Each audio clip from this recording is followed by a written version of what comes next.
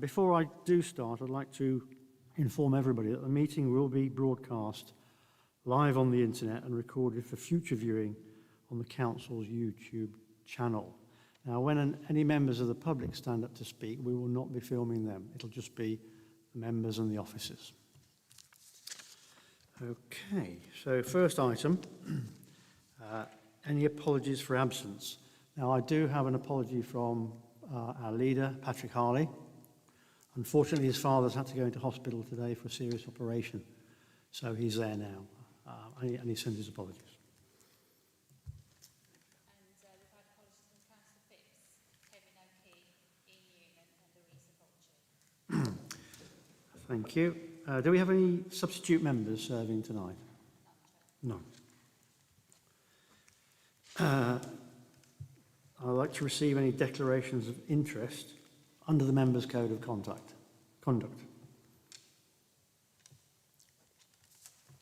None? Okay, let's move on to the minutes of the meeting from the 9th of June.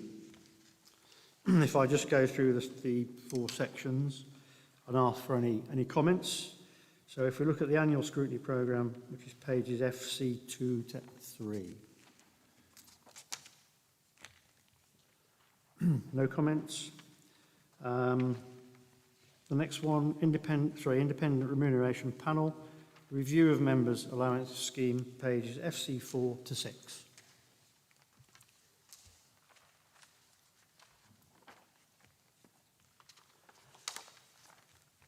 No comments. Next section, proposed improvement to the Council House campus in Dudley, FC7 to FC10.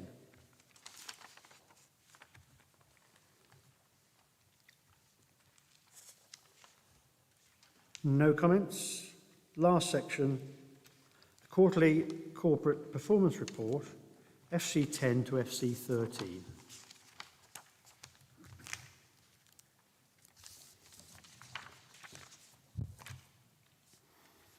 No comments. Right, we now move on to the public forum. The way I want it to work, we got any members want to talk on the Black Country Plan? Any members of the public? Are you a member of the public, sir? No, okay, so we've only got the one gentleman there. What we do is normally only allow 30 minutes and 5 minutes per member of the public. So Mr. Tim Weller came, or intended to come last time on the 9th, but didn't realise it was a physical meeting and not a virtual meeting.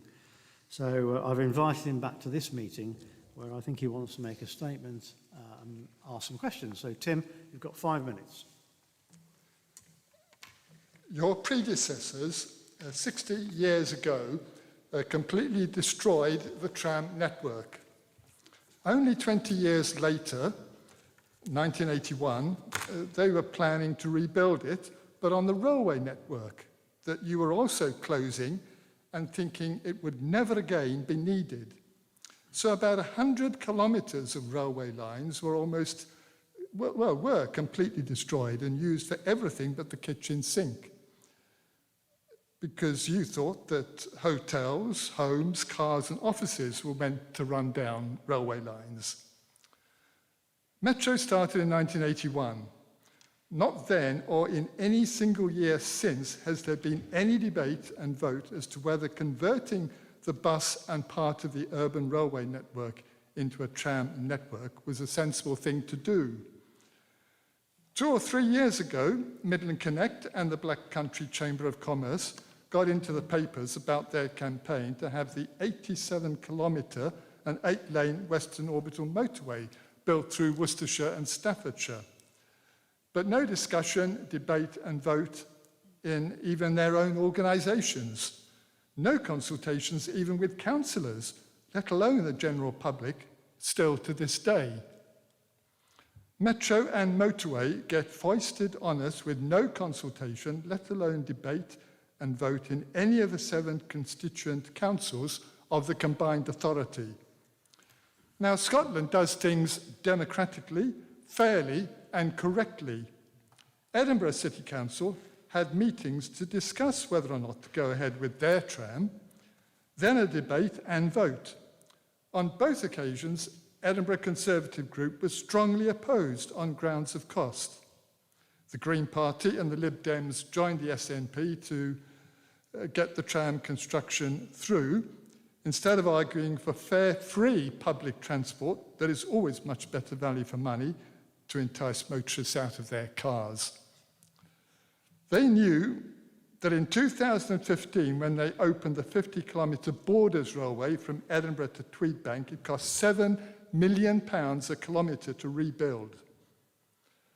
The Conservative group leader at the time wrote to me, Cameron Rose, Conservative councillor for Southside and Newington Ward. He wrote, the first section was completed at a cost, as you indicate, of £55 million a kilometre that opened in 2016.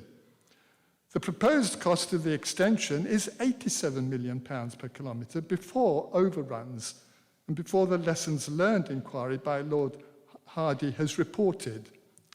So there's a big difference between £7 million a kilometre to rebuild a railway and £87 million a kilometre for the extension of their tram.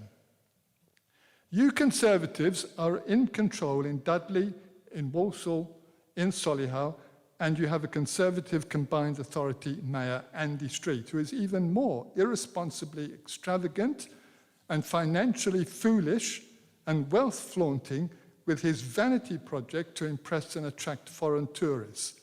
This is by spending £15 billion to 2040, that's £750 million every year, to get 150 miles of underground and overground bus-on-rails trams on railway tracks, on roads, to replace and duplicate electric buses directly on roads without the railway lines. This imposed on you with no consultation, let alone a single debate and vote in not one of the 7 council chambers. I think that is a disgrace. And it is, I think, the biggest financial and transport scandal in the history of the United Kingdom. And you all sit there and let it wash over you. What is worse, you have been lied to with the immortal words, light rail investment, that's the tram, provides the basis for restoring heavy rail services at the appropriate time on the UK's very last principal mainline railway from Derby to Devon via Dudley. And that appropriate time never comes, of course. That was in a letter to me from Tom McGrath, Passenger Services Director of Centro, dated the 18th of September 2000. And you have been lied to by the Chief Executive of the Combined Authority. Your 5 minutes is up. I'll give you an extra minute to summarise. Okay. Lied to by the Chief Executive of the Combined Authority, Laura Schoaf, who said on Midlands Today to report to Peter Plisner that passive provision will be built into the Dudley tram line to allow for the return of passenger and freight trains. Even a child knows that trams, trains and goods trains all on one set of double tracks is an utter impossibility. Laura Schoaf is so desperate for trams, she is prepared to lie like Tom McGrath did 21 years ago. Now, you councillors have yet another chance to get this right. There's a gap between Brierley Hill and Stourbridge for trains or trams. You've got to decide what you want. Don't leave it up to 16 Summer Lane. You tell them, the transport officers, what you want. You have a debate. You have a vote as to whether trams should go on that missing gap, that missing link, or whether you want the trains back from Snow Hill to Stourbridge Junction and then reverse back to Brierley Hill. So please take control and stand up to Transport for West Midlands. Thank you very much, Angus. Thank you, Tim. Any comments or questions from members? Councillor Barnett. Thank you. A bit weird. I'm going to face Tim, if that's all right. Tim, we've had this discussion before, and I'm curious about the costs, really. You seem to be saying that the cost of building a railway line is significantly less than building the metro. I don't know personally. The idea of building a railway line from here to Derby is quite attractive to me. I go to Derby now and again, and the M6 is not great. Going on the train would be good, but you know, is it too prohibitive in terms of costs? I'm curious to hear what you have to say about it. Well, the railway line is already there between Derby and Worcester, except half of it is unused, 56 kilometres. You've decided to let Transport for West Midlands put trams on 6 kilometres, so that still leaves 50 kilometres left. Remember, trains, rebuilding the railway in Scotland 6 years ago was only £7 million a kilometre. The tram is costing, for Dudley, £42 million a kilometre before cost overruns. So, you know, this is an incredibly big difference for a tram to go on a middle section of a wasted, unused, fully built railway with all its underpasses, bridges, flyovers and tunnels built, apart from the stations, and yet you decided to put trams on that middle section. But as I say, it's about 10 times more expensive per kilometre to put the trams back than to rebuild a railway. So it is extremely bad value for money, what is happening. So please mend your ways and decide just to put the trains back on the little section between Brierley Hill and Stourbridge, and trains back, of course, from Wednesbury up to Burton-on-Trent on its way to Derby. That's another 40 kilometres. Just put the trains back and help yourself. When you're stuck in traffic jams on the motorway and the main roads, you've got a perfectly good mainline railway, wasted, unused, right next to you, or very near to you. Thank you, Tim. Thank you. Any more questions? Councillor Ali? Thank you, Chair. I mean, firstly, to thank Mr. Weller for his kind of persistence, commitment and dedication, I think, for the campaigning. Obviously, things are not always easy. They're very difficult, but I must give him for, at every opportunity he has to raise these issues. My question is more to the officers, if they can help. Has any work been done in terms of the costing or options, for example, if that was to happen in terms of, as per Mr. Weller's, kind of suggestion, or, what is the financial implication? Is what he's saying, are those facts factually or accurate? Or are you able to maybe take it away from this meeting and do a little bit of work after this and let us have that information? Because obviously he's put an argument, and he has been for some time, for us to kind of have a look at that and see, is it financially viable, these proposals, or not really? Thank you. Helen? Chair, if we could take that away, Councillor Ali, because obviously the Transport Authority, Transport for West Midlands, would need to provide some of that data and that facts, but I'm happy to get some information to report back to Scrutiny. Thank you. I think one observation I would make is a metro tram is much more integrated to the environment. You're not far away from shops, stations are less formal. If you look at the route from here to Wednesbury, and we're going to have a kilometre corridor where we're going to expand businesses, etc. I think you have to cordon off a mainline railway because they're dangerous. So I think that's one observation I would make. But thank you very much, Tim. Thank you.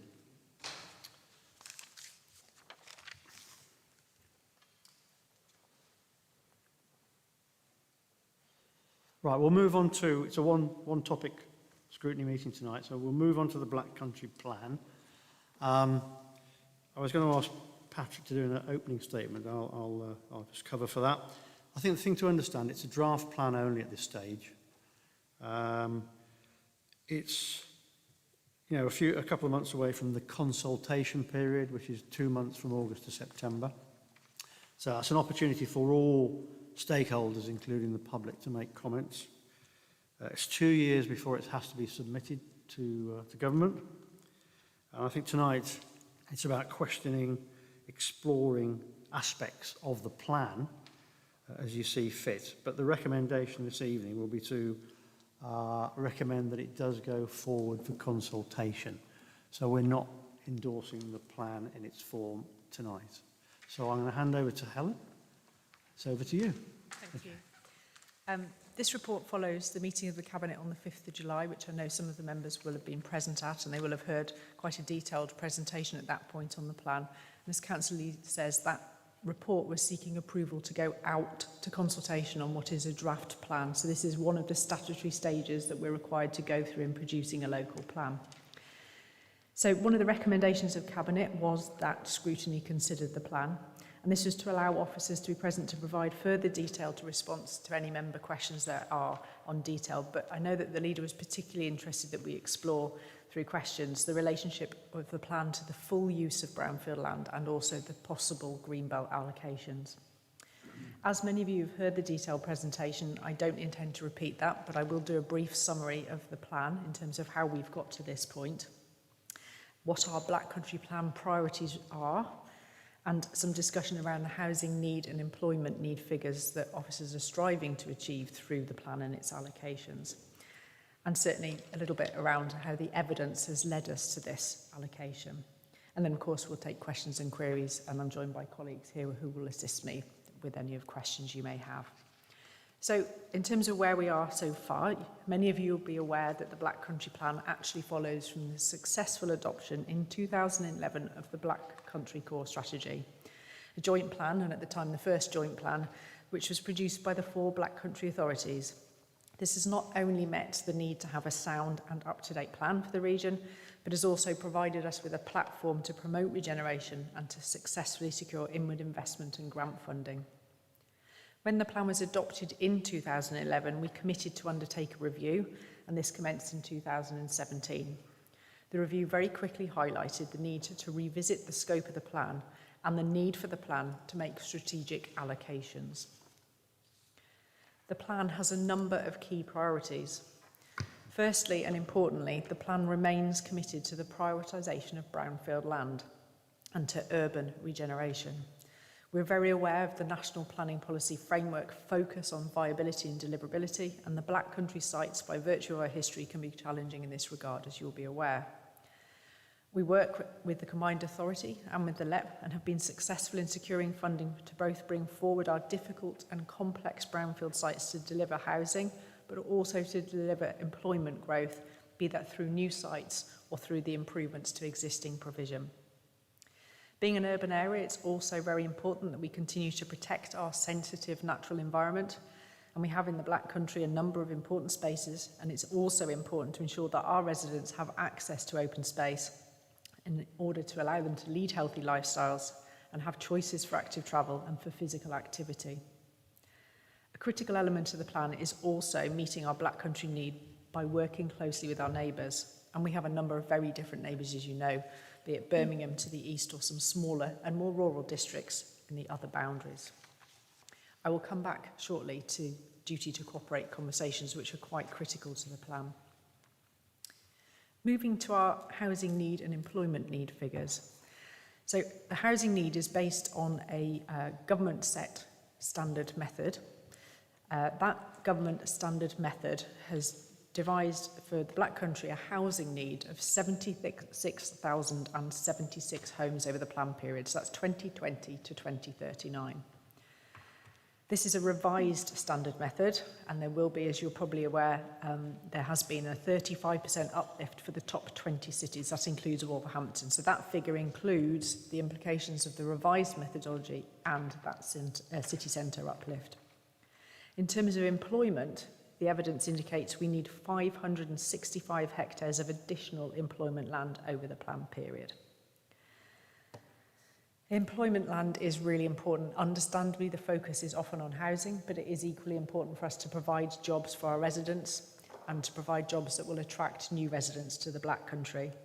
It will support our businesses to provide jobs, but it will also safeguard our existing businesses. And in the previous Black Country Core strategy, we did envisage that significant amounts of former employment land would go to housing. The good news is that the evidence now suggests that it will stay in employment, so this is great news for our economy, but it does obviously have knock-on implications for our ability to deliver additional housing through this method. If we break the housing numbers down, through the plan you will see that the housing provision is made up of over 2,500 sites across the Black Country, and these are largely focused in the growth network, and we have worked to maximise supply in the urban area by a number of methods, prioritising brownfield sites, carrying forward allocations from previous plans, and taking into account sites that already have planning permission. We have applied a density uplift in accessible areas and in strategic centres, taking into account things such as vacant floor space, and we've also taken into account possible windfall allowances, so small sites that will come forward during the plan period but aren't necessarily large enough to receive a plan allocation. When we have done all of that, our housing shortfall, so the need minus what we can deliver, means we've got 35,959 homes, and therefore the need for new land kicks in 2024, so pretty much shortly after we adopt the plan. So that employment need I mentioned of 565 hectares, we think we've got capacity for 205. That gives a shortfall of 360.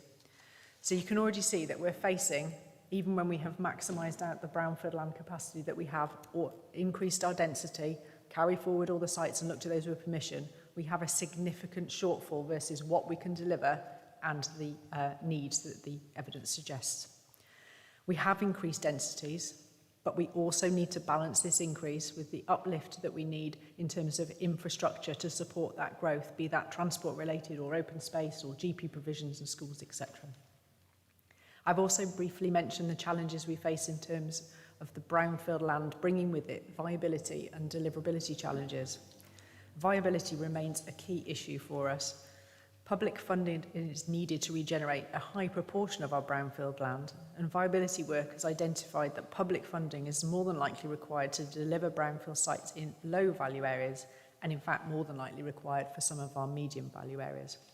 We will continue to work with the Combined Authority and other public bodies to deliver the plan and prioritise the brownfield land sites to bring them forward where we can. In terms of new sites, we have had 2 call for sites exercises, one in 2017 to 2019, and then more recently during the summer of last year. So in addition to that urban capacity sites, those with planning permission and those already allocated, a total of 748 sites have been assessed in preparing this plan. In terms of the proposed spatial strategy and the proposed allocations that evidence has suggested, the majority of development is proposed in the existing urban area, making use of, again, as I said, the brownfield land, the vacant properties, surplus employment land. But, as I've already mentioned, this remains significantly insufficient to meet our need.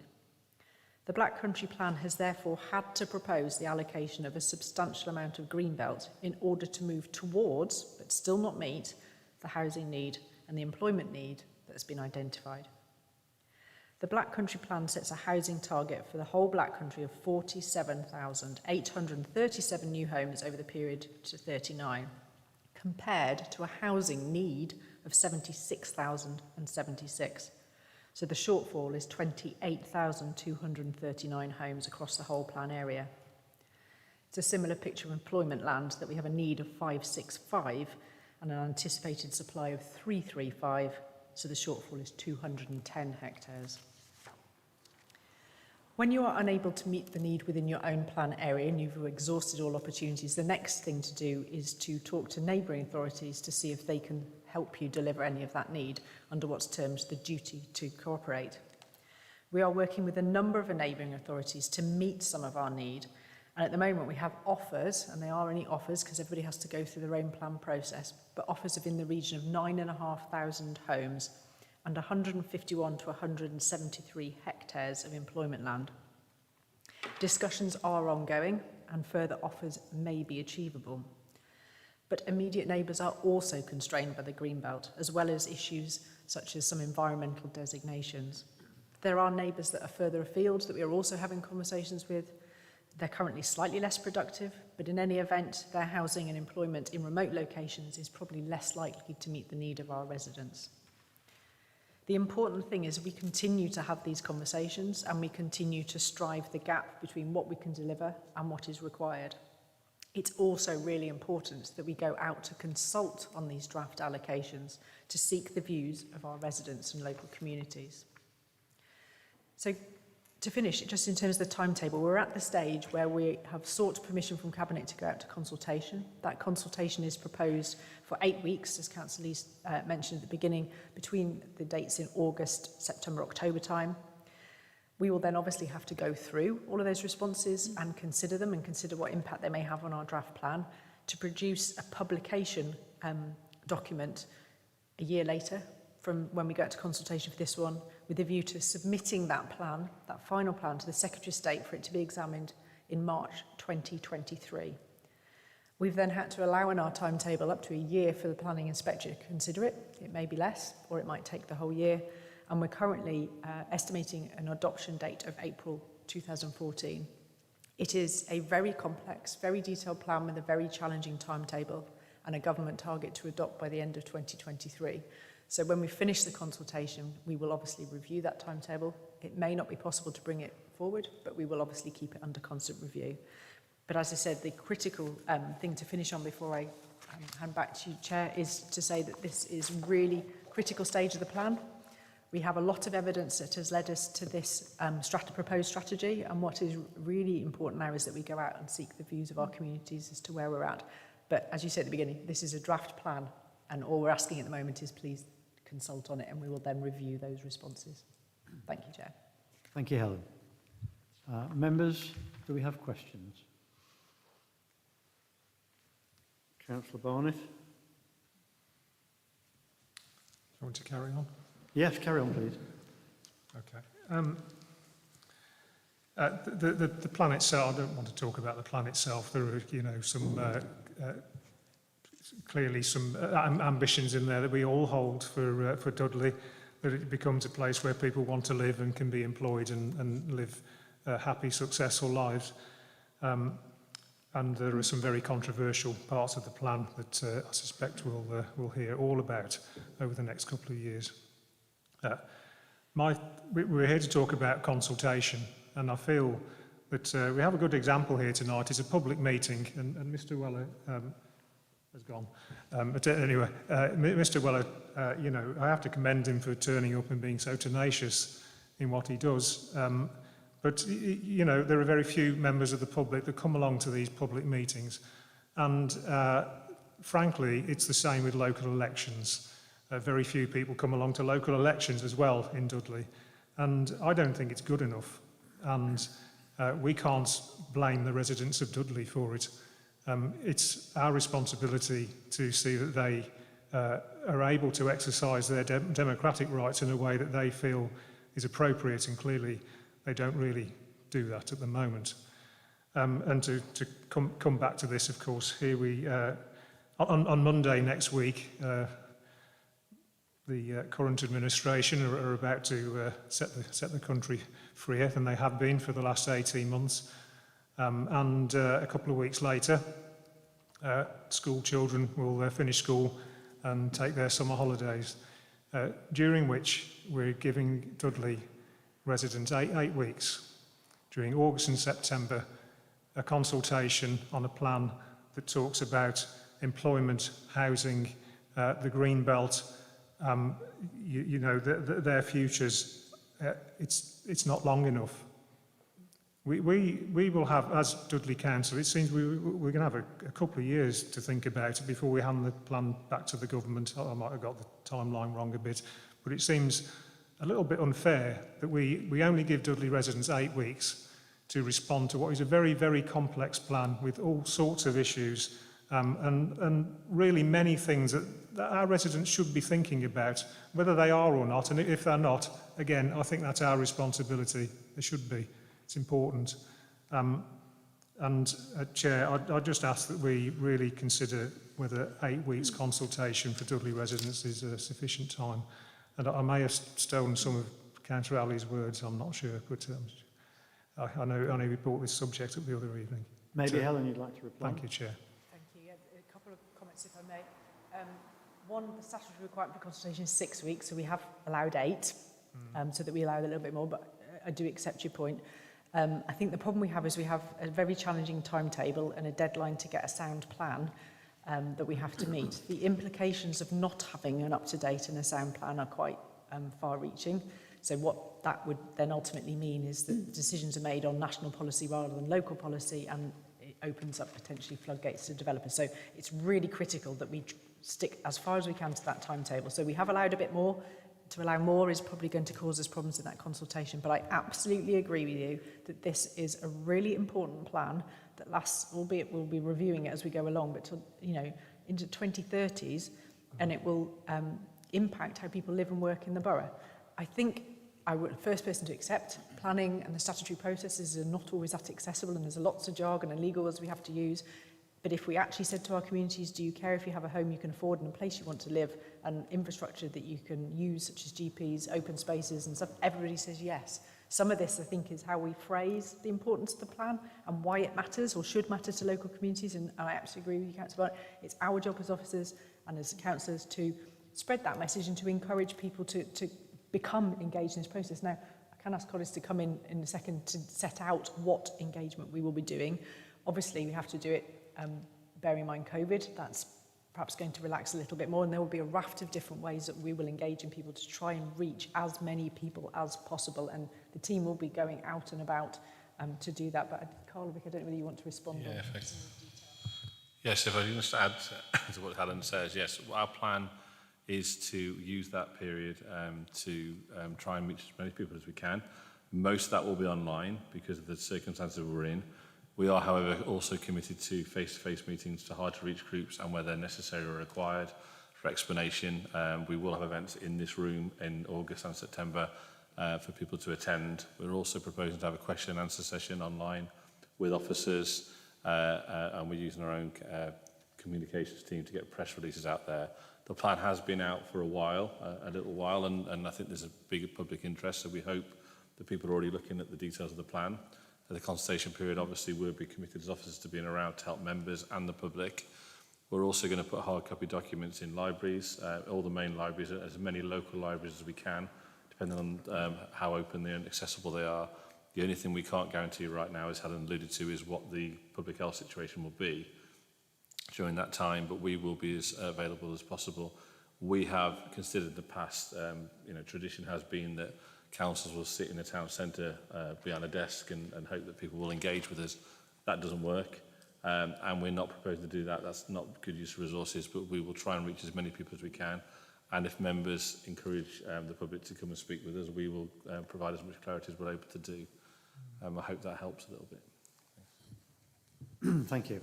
Can I just ask, are we going to make a concerted comms exercise? I'll come to you in a minute, Councillor Baton. In other words, really get stuck into using our CAPA to promote this to the public, because it is a seriously important. It's going to affect everybody in the borough. So, yeah, that was my question. Could Vicky come in on that? Yep. Thank you, Chair. CAPA are leading on the comms side for the Black Country Plan on behalf of the 4 local authorities. They have produced an engagement strategy and a member engagement strategy, which has been approved. They've got a huge network of comms channels to use, and that has been developed more over the past 18 months with COVID, particularly reaching more hard-to-reach groups, so we will be utilising that. We have a consultation database, which is a lot of people have signed up to in the last few months. There's several thousand people on that. We will be contacting under planning regulations to let them know the consultation started. There's going to be a very large social media campaign. We've done a very simple video to raise awareness. We're looking to put stuff on the radio. We're putting advertising on the back of buses, hopefully. And there'll be a substantial number of press releases and normal communication channels through each of the local authorities. Thank you. Thank you. Councillor Baton, I hope I haven't said anything you were going to say. Well, actually, lots of people have said the things I was going to ask, but never want to miss an opportunity. So I think for me, having listened to the ways you're intending to consult, I think I've got two observations. One is around how you ask the questions, because quite clearly how you ask the questions can depend on the answers that you get. And our second observation is what, we do the Dudley Home magazine goes to every house.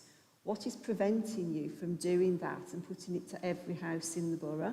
So, for example, and I live in Kings Winford. I don't represent them, but I live in Kings Winford. So, what is there to stop a hard copy form going through everybody's door? We talk about online now.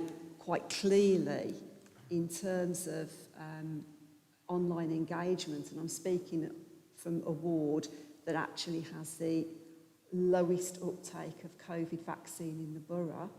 Now, clearly, the engagement that we've done so far with those communities hasn't worked. It hasn't reached people in the way it needs to.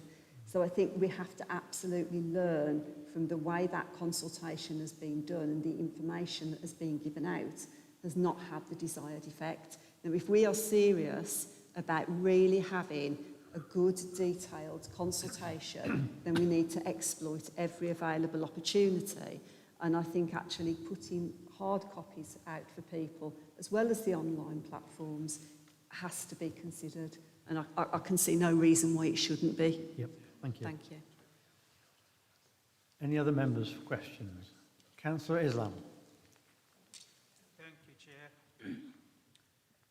I think I agree with colleagues who have spoken so far, and to some extent agree with the answers that the officers have given. It's natural that we are together on this, but I think it's not a question of quality, it's a question of quantity as well. Our consultations have to cover two types of populations, if I generalize, Mr. Chair. One is those people who live around areas which are huge in size in terms of their impact. For example, Kings Winford, and then and Woolhead. And I know they're not the same places. And then other areas where we're not talking about green belt, but green spaces. Small spaces, nevertheless very important spaces, because some of those spaces are in the heart of the communities that are very, very deprived. Now, as has been pointed out by the previous two speakers, however we have tried so far, it's very difficult to reach people. And we not only live in different circumstances, but we're living in difficult circumstances. And therefore, it's important to find ways of engaging with those communities which probably won't get the limelight because of these two types of areas that I'm talking about, the Kings Winfords and the Woolheads, and Bent Street in my ward. There's a small, very, very small piece of land. The only piece of land those 5 streets that have been proposed to be built on. And then when we talk about density, obviously, if you look at Broyle Hill High Street, and we all know that there are plans to develop on retail premises or around retail premises. This is going to add to the lack of green space that people will have to visit for leisure and well-being. So, Mr. Chair, my question is, how will we as a council reach those people who live in small pieces of lands that are part of this draft plan? Because surely when bigger communities speak, those voices either may not be heard because they haven't been made aware, or if they do speak, their voices get drowned out. And they are small people like me are just as important as big people. Thank you. Helen, would anybody like to comment from your side? Just a general comment that all consultation responses are considered with the same care and attention and given the same due weight. Obviously, it does depend what that response is as to whether or not we can take it into account or take it forward in the plan. But it doesn't matter whether you're Joe Bloggs, who doesn't really know how the planning system works but has an opinion, or if you're a developer or an agent who does this for a living. The point is still valid and we will still have to consider it and we still have to produce in effect, a response to it. So in that respect, all voices will be heard. I think the harder point is how do you get people to engage that aren't necessarily aware or willing or feel able to engage, and I think that's partly down to us and the communications, the how we term it, and the how we encourage people to engage and reach out to them to do so. But absolutely every voice, every opinion has equal validity in terms of the process. Thank you, Helen. Now we've got Councillor Roberts next, followed by Councillor Cowell, and then Councillor Chair, Alley. may I come back on this point? Yep, by all means. That is the problem. It is the engagement with those people who live around small areas. And that is my fear and concern, that because they are just around in end of a street or a middle of a street, the press, for example, may not pick it up, the social media may not pick it up, because where are you going to build 533 houses or 330 houses? Naturally and normally and quite understandably, greater focus of attention will be there. My concern is, and I'm asking and requesting, please find novel ways of reaching those streets. It may be much easier than we imagine. For example, if we really mean consultation to be consultation, then it's easy to drop leaflets to those five streets or those 3 streets. Otherwise, what I'm trying to say is one size may not fit all the ways, all situations. And I think it is important, as my colleague Chris has pointed out, that democracy has to be vibrant. And what we have seen, it lacks strength and vibrancy because of lack of interest and lack of, on our part up to a point, not entirely because it's a two-way street, on our part, that we should try to reach them. Thank you. Thank you, Chair. Thank you, Councillor. We have Councillor Roberts next, then Councillor Cowell, then Councillor Alley, then Councillor Salim, and then Councillor Lawrence. So, thank you, Chair. I agree with everything that's been said by fellow colleagues today. I think Councillor Barnett made a very valid point of why is this consultation, which is probably the most important part of this plan, only 8 weeks. The officer pointed out that timings were key, but if timings were key, and I appreciate timings are very important to any sort of scheme that's going ahead, surely dates would have already been set instead of this committee delegating the decision to start the consultation to the officer. When the consultation closes, there's 10 months before the next stage. And I just don't know if we could shorten that period to 9 months, but then instead get a valid extra month of consultation. Some residents in the borough might go away for 3 weeks at August.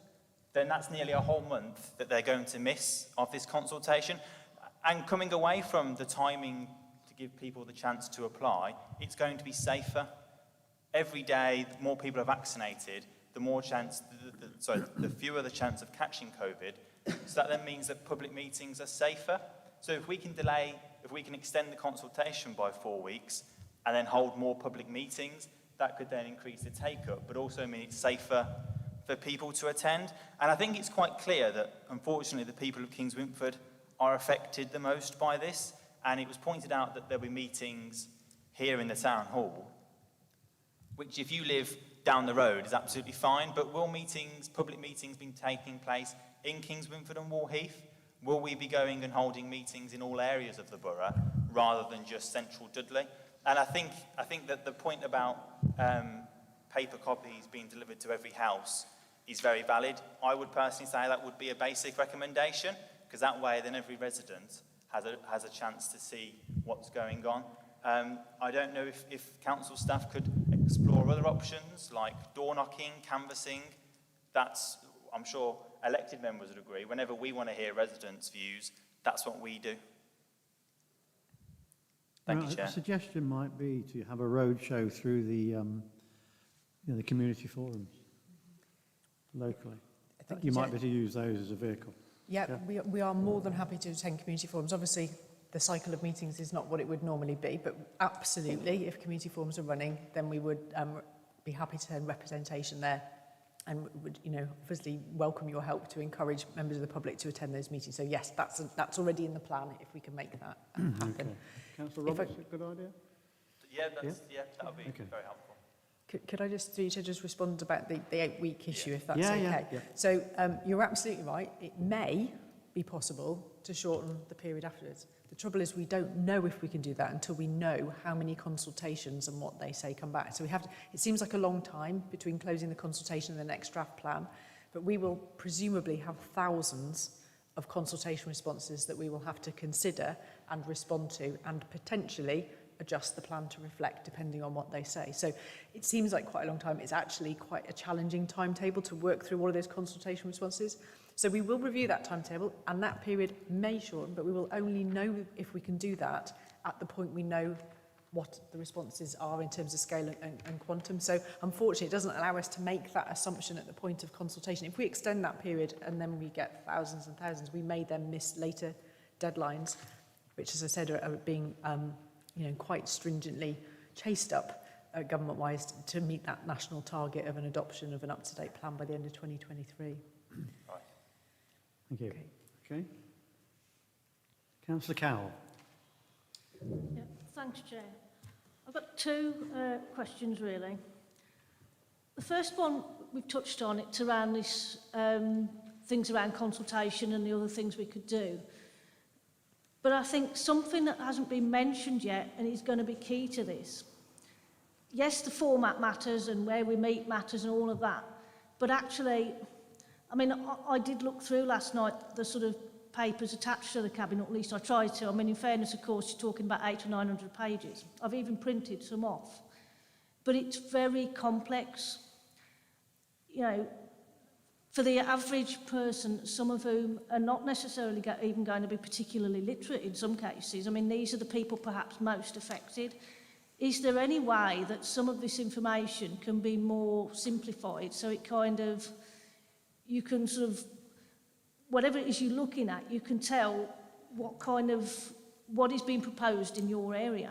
I mean, you can find out, but you do have to know what you are doing, and you have to know how, there's great long lists with little codes of what the land is, and I can see it's great, and it's all in detail, and I fully understand why it's what it is, but to the average guy in the street that wonders whether the field at the end of the road is affected, it's actually quite difficult, really, to pick it all out. Even looking at the map, you've got this great big thing, and you've got to try and work out which junction that's on and blow it up and all the rest of it. Not everybody's got the IT. Is there any way we can simplify the information so people know I'm talking about that bit over there and it's not the field down the road, so that they know it matters to them in a sense? Can I come back, Chair, at the moment? Yes, I think it's a very valid point. We work closely with our comms team who pride themselves on being able to speak, kind of non-planning jargon language. There's a lot of jargon in the plan because there has to be, unfortunately, but we will try our best, and I think that's where the face-to-face meetings help, because we can explain, we can show plans. There are some documents that we still have yet to publish, so there's a technical document, a very big technical document that's broken down to each authority by ward, by urban land and green belt land, which will be so much easier to find sites that are proposed for allocation. I think that will be a real difference from what you have at the moment. We are still putting that together because, as you can imagine, it's huge. Just for example, the Dudley pages are about 430, and Warsaw's is double that. So I do think that will really help. I understand that some people, that they'll be in paper copies as well. I think some people will find it difficult, but we've also got, and I should have said before, we have officers from Dudley that will be available on like a helpline throughout the entire consultation period. We're going to have that open every working day. The meetings that we're proposing to have will be in the middle of the day and in the early evening to allow people to attend. And I think in those situations that you talk about where people do find it difficult to read plans or use the technology, that's where those meetings will come into their own. But I think it's a fair point that we can take to our comms team and ask them about how they can handle that. Vicky might be a bit more. Yeah, I'd just like to add to that. We've produced a summary document, like a non-technical summary document. It's very short. It sets out what the Black Country Plan is about, and then we focus, each local authority focus on their area. Our comms team, CAPA, have gone through that and tried to sort of put that in more simple language than planning jargon. We have produced a leaflet, so that can be left in reception areas, can be used in community centres. We can make copies available to members if they want to distribute, and we will. It's a good point about looking at where we can target specific areas to distribute that, and that's something we'll take back with us. We have to work within the budgets that we've got, but there's something we can take back with us. As Carl said, we will have a planning officer doing a duty every day to take phone calls. The big maps that we've produced of all the proposed allocations in Dudley and the Black Country will be available. The huge AO size plans which were available in the libraries and the key council buildings. We're just contacting the local libraries at the moment to see what their position will be after next week. We will have an interactive map for those people who can access that online, where you can just zoom in to the area where you live, to the borough, and that will show you what specifically is proposed in your area. And what we're also looking to do is those sites that we're looking to allocate, we're going to do a more detailed map so that if someone calls and says, actually, what's happening near my house, we can then just post those maps out to them and show them a more detailed map as well, because we fully appreciate that it's very difficult to understand maps or to be able to access copies, and up until now we've never been really sure about what would happen in terms of lifting restrictions and where we are able to do meetings, etc. So we're just, at the moment, we're being very much guided by our communications and public health teams, but we are trying our best to sort of make the process as accessible as we possibly can. Thank you, Chair. Thanks. Can I just follow on just one more point? Carry on. Yes, it really relates to where we sort of border with some of the other authorities. I know that, I think Kings Winford, I think it's South Staffs, isn't it? Also, but there'll be other issues along the border. How much do our residents have any ability to influence those plans which are technically over the border but which will affect them because they're so close? And how also does their planning sort of impact on us? Because presumably whatever they do will have certain knock-on impacts on us and vice versa. So how will that be reflected? Can I just clarify if we're talking about other Black Country authorities? Other boroughs, yeah, on sort of... So yeah. I suppose there's two elements. The other Black Country authorities, which will share boundaries with our residents, their comments on their sites that near our borders are absolutely valid. They will come into the same location. We're working together on a plan. So, and residents in other boroughs might comment on sites in Dudley that are in the plan. In terms of any potential sites in outside of the Black Country, that will depend upon where they are in their plan process. But when their plans are out for consultation, our residents who are impacted, for example, by South Staffordshire's plans, will be able to comment on those plans as well. But they are not; they're behind us in the process at the moment. So in terms of the Black Country, yeah, it's one consultation. We will provide a response to every comment. Some of the comments might not be area-based. They might be around about Black Country and some more strategic work. So we will respond collectively to those. But yeah, and the plans that people are focused on Dudley at the moment, but the plans that are available will also already show the proposed allocations in Walsall, in Sandwell and in Wolverhampton, so they can be seen. So we'll be aware of the fact that, you know, if people are on wards on the boundaries, we'll need to be aware of those sites as well and answer questions on them. Did you have anything else, Vicky, on that? Just to say, when we do go out to consultation, we will be making available our plans, draft plan, in some of the South Staffordshire libraries, so that people, and likewise South Staffordshire will do the same when they go out to consultation on their draft plan, so that residents are fully aware of what's proposed in their plan. They're some weeks behind our consultation. And with regards to sites which are close to boundaries, then we, as part of duty to cooperate, we will be having cross-boundary discussions with local authorities around cross-boundary sites or sites close to boundaries and the infrastructure implications around that. Thank you. Thanks, Chair. Okay. Thank you for that. And now I have Councillor Ali. Yeah, thank you, Chair. I mean, I've got a number of questions, but for the time being, I'm just going to pursue the consultation and the length of that, because valid points have been, or pertinent points have been made by Councillor, my colleague Chris Barnett, and also, I mean, to say Councillor Roberts as well, because I think in terms of the answers, I haven't heard a convincing argument from the officers why the consultation period can't be extended for a month or so. Because if you look at it, I mean, we've been through the most difficult of times over the last 17 months or so. And, you know, hopefully restrictions are lifted in the coming weeks. People start to get back to normality. And it's not as easy getting back to normality as one may think, because people have been in lockdown for, you know, quite an extended period of time, and getting back to kind of that socializing and getting back to normality will take some time. And people do need that bit of time and space during August and then September.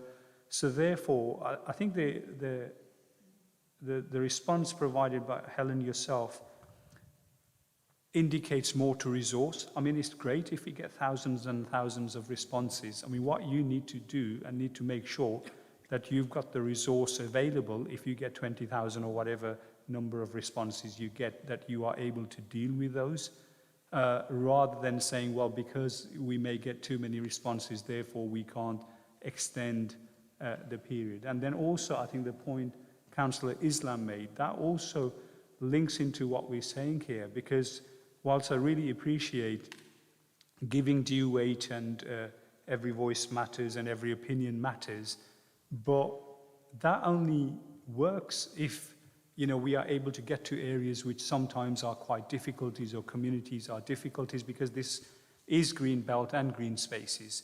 And, you know, for example, in St. Thomas's, there are potential green spaces which may be affected at some stage, because as the plan progresses, or we're into, for example, you know, the public inquiry, all of that, or the pressures, for example, from other neighbouring authorities.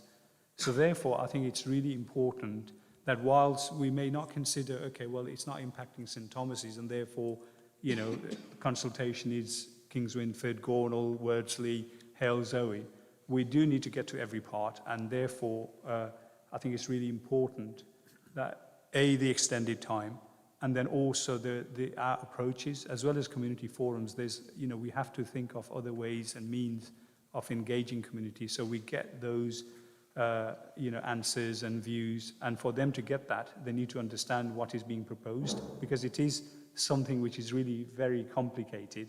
And unless, you know, you're directly impacted or affected, you know, people won't understand the importance of this. Thank you, Chair. Thank you, Councillor. Helen? Just a brief comment in addition to the ones already responded on this point. So I think the important thing we need to remember is it's a joint plan with 4 local authorities.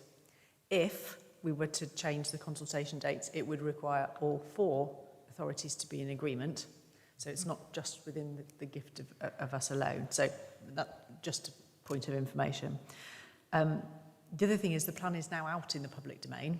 So whilst I accept the Kappa machine to publicise it and officers being out and about to do it has not yet commenced, it is now in the public domain. So we can start from now to encourage people to review that. But I absolutely accept your points about some of those communities. And the one comment I would make is there's obviously, understandably, a lot of focus of where there are allocations. Every ward is important because there are sites that we have not put forward. But they are sites that developers and landowners may well turn up to the inquiry and defend being put back in. Every borough, a bit of the borough, and every ward matters in terms of consultation, even if they don't have allocations. So when we as officers turn up at the inquiry, we're not only defending the evidence that suggested those allocations, we're also defending what we haven't allocated that landowners might wish to come forward. some of those might be in those wards. So it is really important that we get the views of the public of what they want. So I think the focus absolutely needs to be officers taking away to look at how we can be innovative and imaginative at how we consult and how we do that in using the most appropriate language that reaches the most number of people and in the most appropriate way to do that, so that people really feel that they can understand what that process is and how they might engage. Thank you, Helen. Yeah, I think, it's just a bit bizarre that we don't seem, we're putting so much time and effort into it. What we're asking for, and, Councillor Harley says he's a listening council, but, it wasn't much of a listening example when he dismissed outright extending, or having that slightly longer period of consultation. It's not taking anything away from the local people. It's giving people the opportunity. And therefore, I think it is really important within that timescale, as has been mentioned, from September 2021 to July 2022, there's a long period of time, and a month in there, extending that consultation shouldn't be a problem. And all you need to do is factor into your kind of workings the additional resource you will need if, whatever, I don't know how many responses you've kind of estimated or modeled into your timescales, I don't know, but that's all you're looking at. You just need extra, resource to deal with those responses and responding to people appropriately. Yeah, carry on, please. Yeah, I think it's important that we clarify, and I absolutely take your point, Councillor Riley, but I think we need to clarify that we don't have that full period of time to respond to the comments. We don't have until July. We have to produce the next publication plan much sooner than that. We have to draft it. We have to respond to the technical comments in depth. We have to produce documentation that ultimately will come back to our own cabinets from the four authorities. We have to get approval from the various leaderships of each of those councils. So in reality, there's not actually a very long time between the end of the consultation period and when we, as four authorities, have to have our publication document ready. Clearly, obviously, it comes to Cabinet in, say, July. There's also issues around things like PERDA, which means that there's a period of a calendar that is kind of taken out from being able to make do further public consultations. There's also the possibility that if there's significant changes are required to the plan, that a further consultation period might be required.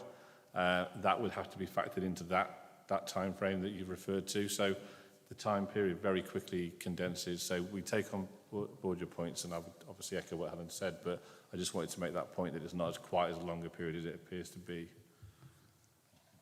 Councillor Riley, respond? Yeah, I think, Chair, we understand the amount of work that's required. What we're not asking is for you to go from July to August 2022. What we're asking is within that period, August to September, you go to August to October. If you are going to, first of all, you wouldn't start, any consultation in August. Generally, people know in normal circumstances, people are, on holiday, away. It's not best time to consult anyway. But if we are going ahead, then all we're saying is you just move that to October 2021, and you factor in additional resource that you are going to be required to those 3 or 4 weeks of any additional work, which is that's all you've got to do is factor in and let the committee know. What is going to be that additional resource to compensate for that extension? Let's have that now. How many additional manpowers are you going to need to, and if that's the case, then we, Chair, through you as a committee, we can say, well, your department, your section needs that additional resource because this is such an important thing that we get it right. Helen? I think there's an argument there where if you've only got a certain length of time, can you increase the bandwidth and do more in that period of time to get out to more people? That's the theme we're hearing at the moment. Yeah, we can certainly look, when we're out to consultation, doing as much as we possibly can in that period. For the reasons we set out, it's complicated to talk about an extension of that period. We haven't yet defined the date that it will go out. and as for the reasons we've already set out, there are pressures on that timetable. So what we do in that consultation period is absolutely critical to get out to as many people as we can. To answer your question about resource, it's really difficult till we know the scale of the issue that we're tackling. So it may well be that the number of consultation responses can be managed within the 4 local authorities. If we're absolutely inundated, then the resource will be X. If it's this scale, it would be Y. So at the moment, it's very difficult to quantify that, but I hugely appreciate the sentiment of the support and the resource to be able to deal with what's a very important plan. So thank you. Thank you, Helen. I'm going to move on, Councillor Ali. Councillor Salib. Thank you, Chair. As a councillor for Kings Winford North and Warleaf, I echo the frustration of my residents who are disappointed to see 2 sites included in these draft plans. Now, during the pandemic, which has to be the most challenging experience of our lifetime, organisations such as Dudley Mind have seen a 200% increase of mental health cases. From these organisations, I have learned many of those suffering find walking in open spaces such as our Greenbelt calmed anxiety and stress levels. And this was also in our Kings Winford North and Warleaf. Now, to take those sites away, I believe will be criminal. So I would like to know, would the consultation include an option for our members to express the impact it may have on them if we was to take away the Greenbelt? All representations can be made and can be considered as valid. So if those are the concerns of residents or members, then those are the concerns that they should express in their consultation response. As I briefly mentioned in my presentation, we totally recognise the importance and the value of open spaces and the access for our communities to those open spaces. So the principle, totally support. Obviously, we have to meet that housing need, so we have to look to allocate sites. It's based on evidence that suggests which sites may be the most appropriate. But yes, absolutely, if that's the community's concerns or members' concerns, then that should form part of their response. Just follow on, Chair. I'd also like to know what will be included in the consultation in terms of the contents. Is it possible for this committee to see something before it actually goes out? Thank you. Thank you. The consultation for this stage of the draft plan follows a very standard format. We've produced a summary document which went to Cabinet as well, which we can send out to people. But the consultation itself will last, it doesn't focus on specific questions.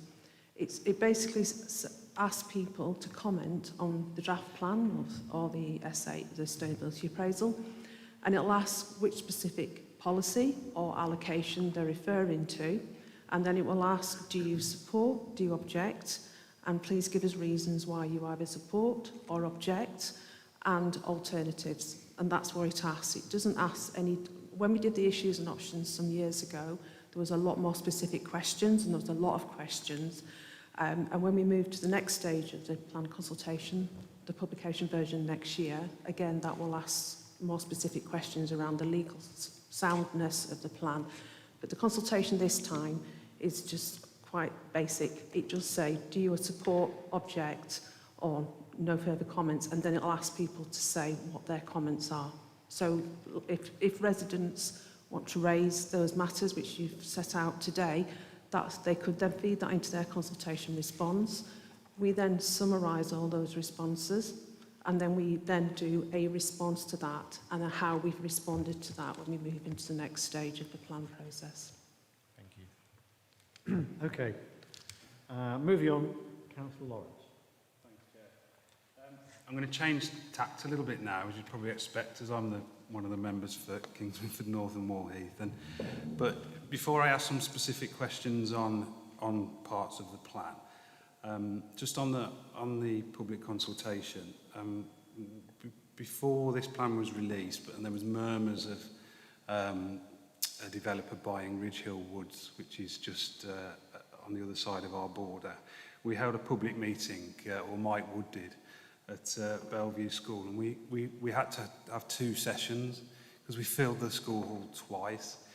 So there is a real passion out there, certainly from our neck of the woods, and I think, and people are chomping at the bit now to have their say and respond to the consultation already, as we are, and the pandemic has changed things. you know, there's a Facebook group that's been set up, and it has thousands and thousands of members. And I know this recording that's on YouTube will be on there tomorrow, and people will be watching it and commenting on it and taking away information from tonight that will form part of their response in the consultation. So it's not the same as it would have been if we hadn't have had COVID, but people have adapted, and people are doing things very differently. And I also think a lot falls down to the ward members as well. We've got a massive part to play. We know our communities better than anybody. We know how to reach people, and we should be doing that. And you know, we've got to take that responsibility on as part of this consultation. We can't just throw it all to the planning department and say, get on with it. So some more specific questions on the actual plan, if I can. There's a couple of points I just wanted to clarify. The first one is on page 25. This shows a map of the borough, and on there it shows a railway line from Briley Hill to Pensnet Trading Estate. I just wondered, is this part of the plan? Has this been built in? Is this happening? And then also another clarification point, if I can. Are you aware or have you had any discussions regarding the Western Orbital Relief Road? Thank you. Through you, Chair. There are no active discussions at the moment over the Western Orbital. I think it was reconsidered or briefly looked at a couple of years ago, but obviously with COVID and everything, they're not in a position to move it forward anyway, because we can't really look at passenger numbers and likely impact of traffic patterns. So at the moment, there are no current plans that I'm aware of for the Western Orbital. In terms of the map, I'll have to look at it in more detail, but I think that's just showing a current but disused railway line that is just showing as an asset on the plan rather than any plans for it per se. Okay, because I asked that because I've been asked someone to pick that up and thought that we were building a railway line to Pensnet, and that obviously has an impact on how you move people about the borough and, you know, the working conditions, the working types of businesses you can have there. So my first question is just in regards to what we currently have being built, not directly in our ward, but that borders onto our ward, and what's been done to increase capacity in services and roads, etc. If I just tell you that at the top of Stallings Lane, which is actually in Brockmore and Pensnet, but it's literally on the border, there's 708 houses being built. They've completed 2 phases. They're on the 3rd phase. Now there's also plans for Ketley Quarry, which again is not in our ward, but it's right on the periphery. And Carl tells me that there's 650 potential, although that's not confirmed yet. So that makes a total of 1,358 homes. Now, we've also had industrial units put on Dreadnought Road, again in Pensnet, but on the border. And I've seen nothing in regards to extra road provisions. As far as I'm aware, in regards to health, which I know isn't you guys, but it has to be considered, Pensnet has lost a surgery. What about school places? Because the houses at the top of Stallings Lane will filter down into Kingswinford North and Warheath schools. So have we thought about the impact of the houses that haven't already been built on top of the ones that we're thinking of releasing the Greenbelt for? That's my first question, please.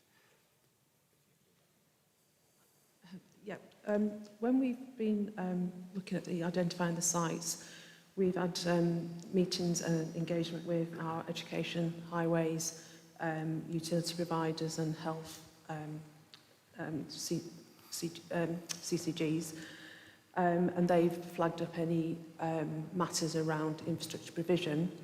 They also look at what existing provision is in terms of what schemes are currently on site. I can say that with regards to some of the larger housing developments that have taken place, there are some Section 106 agreements which are providing best part of 1.8 million towards education provision as part of Section 106, and that money will be used to put additional capacity in schools.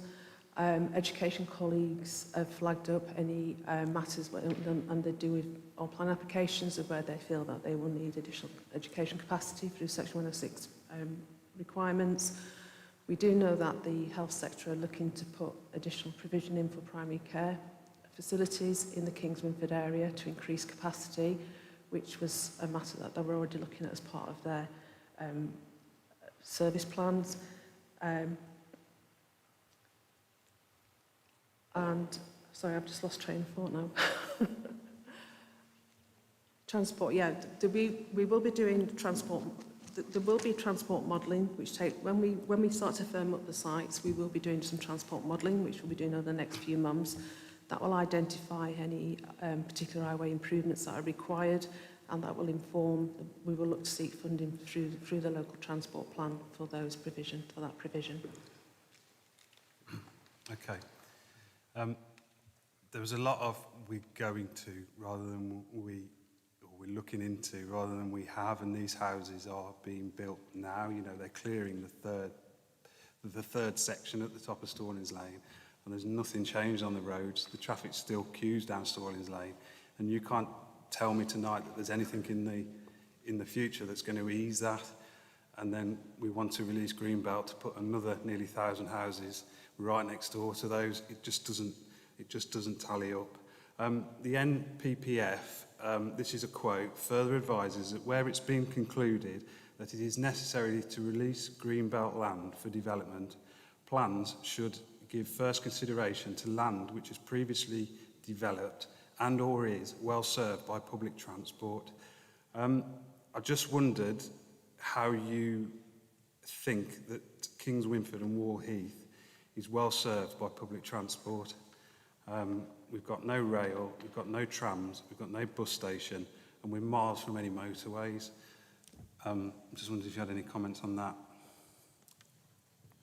Through you, Chair, if I may. Yeah, I think it's. I think the quote talks about first look at sites that are well served by public transport. Obviously, at the moment, our aspiration is to build on brownfield sites, which are often in urban areas and well served by public transport. I think we've been quite clear in the fact that reluctantly we're having to look at areas that aren't maybe as well served. The work we've done so far has been site specific, so it's been around accesses to sites and the immediate ability for a site to be developed. As Vicky mentioned, we will have to look at the wider infrastructure, and the transport modelling is key because it doesn't look at sites in isolation, it looks at them collectively, not only within Dudley but within Wolverhampton and South Staffordshire. That is a huge piece of work and depends very much upon which sites might be in the proposal. So that's why that is happening now rather than earlier, because it's only now that we're in a position where we're proposing sites to yourselves. So I do appreciate, yes, that it might be that there are some issues that arise from that transport modelling, and it'll be for us and colleagues within highways to look at those and see what can be done. If they are fundamental issues, then that will maybe change our position on these sites, but we can only do that when we go through that exercise. So we're not claiming that these sites are fantastically served at present. The sites themselves might be big enough to provide some additional infrastructure on the land themselves, and that's something that we need to consider. And I think at the next stage of the plan, some modelling, some master planning around those sites and what's on those sites will form part of that exercise. Okay, I just feel like we're going out to a consultation and asking people to give their views when they don't really know the full picture.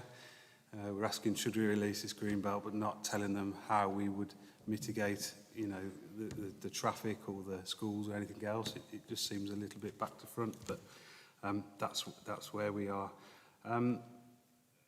Just a couple more points. On the housing allocation list, I think it's on page 91 where it lists sort of who's supplying what. There's a couple of points there that stick out. The first one is that Walsall Town Centre is releasing 0 of the properties that they've got there as residential, whereas Wolverhampton is releasing 750, Brierley Hill 350. What's different about Walsall Town Centre than any other in the country that is struggling and needs regenerating? I know that's not our sort of problem, but are we looking closely at what other boroughs are doing to try and take the pressure off our green belt? And on that same point there, you can see that Sandwell are providing 9,498 homes, where I think their requirement is well in the 20-odd thousands, yet we're providing more. Now, I know there's a bit of flex because it's a Black Country plan, but that seems quite a distance, 9,500 when they need 22,000 or whatever the exact figure is, and it just makes me think, you know, have we been giving too much away to other authorities and putting our green belt in when it's not needed? Over to you. Thank you, Chair. With regards to the question around Walsall, the table that you're referring to, Walsall is like Brierley Hill, Wolverhampton and West Brom as a strategic centre, and each of those sites have got a specific allocation against them, which has not been put forward in the Black Country plan, but it will be dealt with by more specific Tier 2 plans at those local authority levels. What we've done as part of the work for the Black Country plan is to look at where we can increase capacity in the centres. So, for example, in Brierley Hill, we're potentially looking to increase capacity to 350 houses on top of the 2,800 that's already been allocated. Wolverhampton have done the same, and West Brom has done the same as well. With regards to Walsall, they've actually allocated just over 900 houses in their town centre, which was part of their site allocation document, which was adopted back in 2019. So that's quite a recent document that plan that they went through to look at capacity in their town centre. They also will have made a windfall allowance, which is when smaller sites or vacant units come forward at some stage during the plan. And they've made that windfall allowance of around just under 100 dwellings per annum to sort of account for any further sites that may come forward in the town centre. So where it says zero, it's not because they're not allocating anything in the plan. They've already allocated that. They just don't feel that there's any additional capacity at this stage other than what they'll get through the windfall. With regards to Sandwell, Sandwell does have the largest household growth for the Black Country authorities, but it has probably some of the most, and it has the least amount of undeveloped land available in the Black Country. It's got a small amount of green belt. It's pretty much landlocked between the Black Country authorities and amongst Birmingham. They do have a large amount of occupied employment land, and it's obviously become apparent that they've had to deallocate some of their employment land, which they originally were going to use for housing, because it's actually, as Helen had already suggested, we need that employment land. So although they've got the largest household growth, they do have the least amount of undeveloped land amongst the 4 authorities, and they have allocated what land they do have available. Thank you. So yeah, just two more points and then I'll be quiet. Page 649, it says sites removed. I just wondered, it says sites previously allocated for housing but removed due to landowner engagement exercise. What does that mean? Because we were led to believe there's only 5 brownfield sites removed. It's just a clarification. Really. Yeah, just a clarification.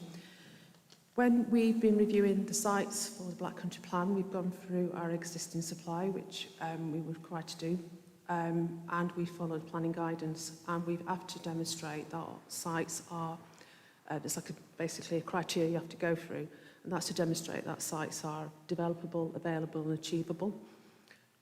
As Helen pointed out early on, that a lot of employment land was allocated following on from the Black Country Core strategy, and a lot of that was occupied employment land.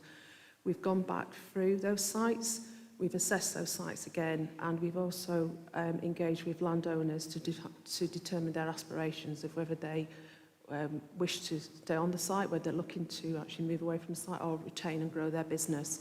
And if that is the case, then we've actually looking to remove those sites out of the housing supply, because we have to demonstrate that we've got a housing supply which is very likely to come forward and be available for housing. So that's why those sites are listed. So is that land that is owned that potentially could be built on, but they don't want to release it to build on it. Is that?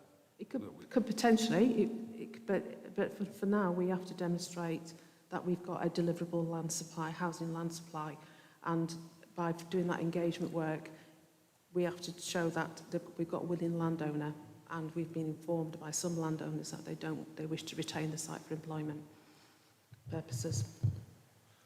Chair, if I just clarify, Councillor Lawrence mentioned 5 sites. I think Councillor Phipps has mentioned this. The 5 sites we're referring to are 5 that were rejected as call for sites. So in the call for sites process, we had a mix of greenfield, greenbelt and brownfield sites put forward. Only 5 of those sites were rejected for various reasons. Everything else has been included. That's where the 5 comes from. Thanks.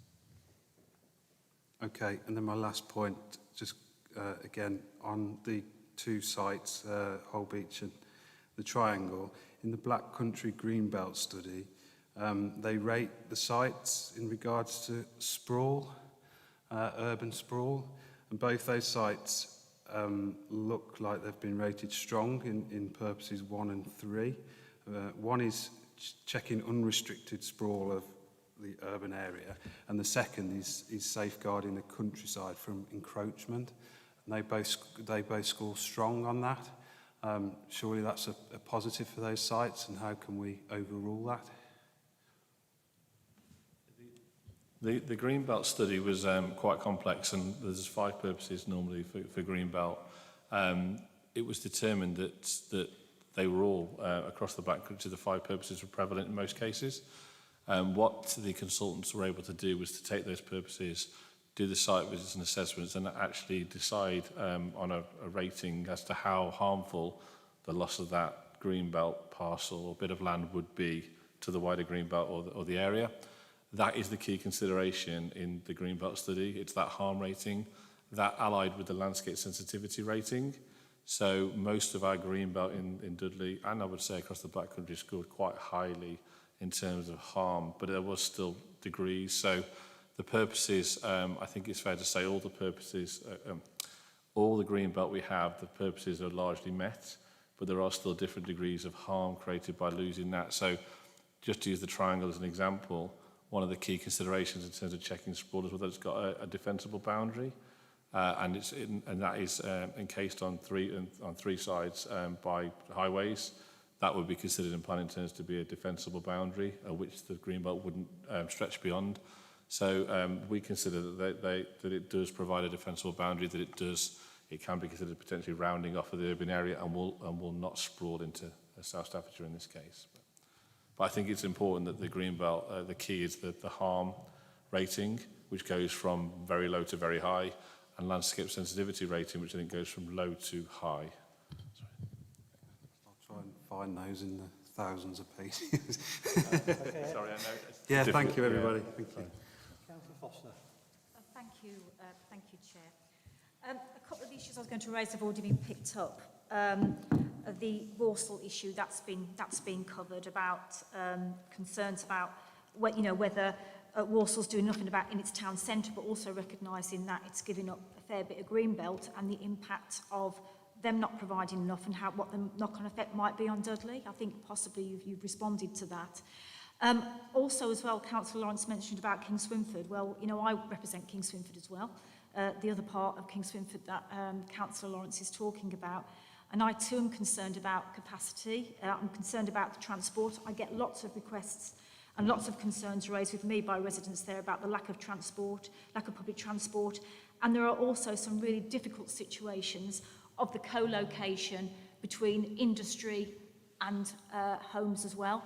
That has become a real issue and is likely to be exacerbated with more homes being built at that end. I'm also concerned as well, I'm not satisfied that everything possible has been done to reduce development or reduce the number of houses proposed for green belt or green spaces. And I'll give an example in my own ward where I've got 2 greenfield sites being proposed in the plan. One of them is quite a small site, but equally I have 7 or 8 problem sites in my ward where compulsory purchase orders would be the suitable route to take, but I'm not hearing anything in the plan which actually suggests that that has been explored as well. Because certainly, if a number of properties in my ward were compulsory purchased and either demolished and the land put over to development for homes, or the properties themselves that are problematic were renovated to become accommodation, actually it would compensate and save that piece of green land that is really valued by my residents. So I'm not seeing anything that sort of springs out to me that the possibility of compulsory purchasing has been considered as part of the plan. Another point I'd want to make is that we've covered a lot of issues tonight. We've talked about consultation. We've talked about concerns that people have about the impact of mental health on reduced spaces. There are lots of issues here, and potentially not everybody that perhaps is in a good position to respond in detail is here. And I'm having discussed this with other people. It's certainly my view and the view of my group that we should have a more detailed, deep dive sort of consultation, scrutiny exercise on this. I mean, lots of issues have been raised tonight. We're trying to pack raising a lot of issues and getting responses and advice in quite a short time frame in this one meeting. Clearly, there are still lots of issues that the consultation document itself needs to embrace, because these are the sort of questions that you're likely to be getting from the public. And the number of questions that have been asked tonight, I think, is a demonstration of how much the consultation document is potentially missing in terms of what the public need to know for themselves to make an informed response. So I'm proposing that we have a more detailed scrutiny exercise of the type that was conducted on COVID by Health and Adult Social Care. Because let's be honest, you know, once a blade of grass is built on, it's not coming back. This is a once in a generation exercise where green space and green belt will be lost forever if the wrong decisions are made. And it is worthy of greater attention to detail than what we can possibly give it in this one meeting. So I would like, Chair, to put that on the table as a proposal. Noted, yeah, noted. Have you finished, Councillor? I have indeed, thank you. Councillor Barnett. Thank you again, Chair. A few things. Firstly, to reiterate something that Councillor Islam was talking. Sorry, close. Was talking about earlier on.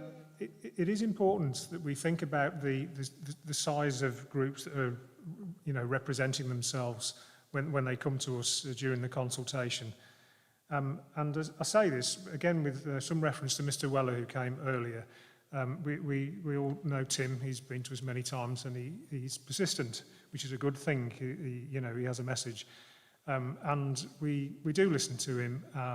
But he is right that it may be a very long time before we really find a way to sit down and discuss how we might build a railway, because it's not really our thing, and we'd have to get other people involved. However, if Mr. Weller turned up with 5,000 supporters who filled the room here and filled the foyer and stopped the traffic in the street outside, and the newspapers were here with the cameras and ITV and the BBC, then we probably would have that discussion a little bit sooner than we might before. And the other point about the size of that representation as well is that the people at Ridge Hill Woods, the Friends of Ridge Hill Woods, there's a lot of them. If I were them, I'd be trying to put some money together and hire some professional representation, so when inevitably it came to planning for whatever happens through the Black Country Plan, they have a real professional response, answering the right, or asking the right questions, objecting in the right way. Whereas Mr. and Mrs. Jones, who live next to a green patch, maybe in Quarry Bank, just say we don't want this. We all know in here that that's not good enough as a planning objection, but Mr. and Mrs. Jones need more help to put their case forward and make it, it might be a sound case, but if their only objection is we don't want it, we know that's not good enough. So there is a difference, between, although we listen to everyone, not everyone has the same size of voice. That's just a comment, really. I do have a bit of a question, though, about the consultation again, and about what we do in terms of probably, as you say, a paper exercise, sending people some paper material, also what we do online. In terms of the paper exercise, I know as a councillor, if I go to a street and I said, I give everyone a leaflet that says, do we want some more houses? Then most people will say, yeah, of course we want some more houses, it's important. If I say, do we want some more houses built in your street? Blimey, well, they'll have to think about that one quite a bit more, won't they? It all depends on how you ask the question. I know there's a bit of NIMBYism involved in that, of course, but it's political in nature. It depends how you ask the question and what you say to them. If you talk about people in general, talk to people in general terms, you get a different answer to if you ask them very specific questions, particularly if you ask them about what's happening on their front lawn. On social media platforms, of course, we have this massive opportunity. I'm sure we've all experienced this, where vaguely you look at something on Amazon and think, oh, yeah, I quite fancy one of those. And then the advert for it follows you around on the internet for the rest of your life until you buy one.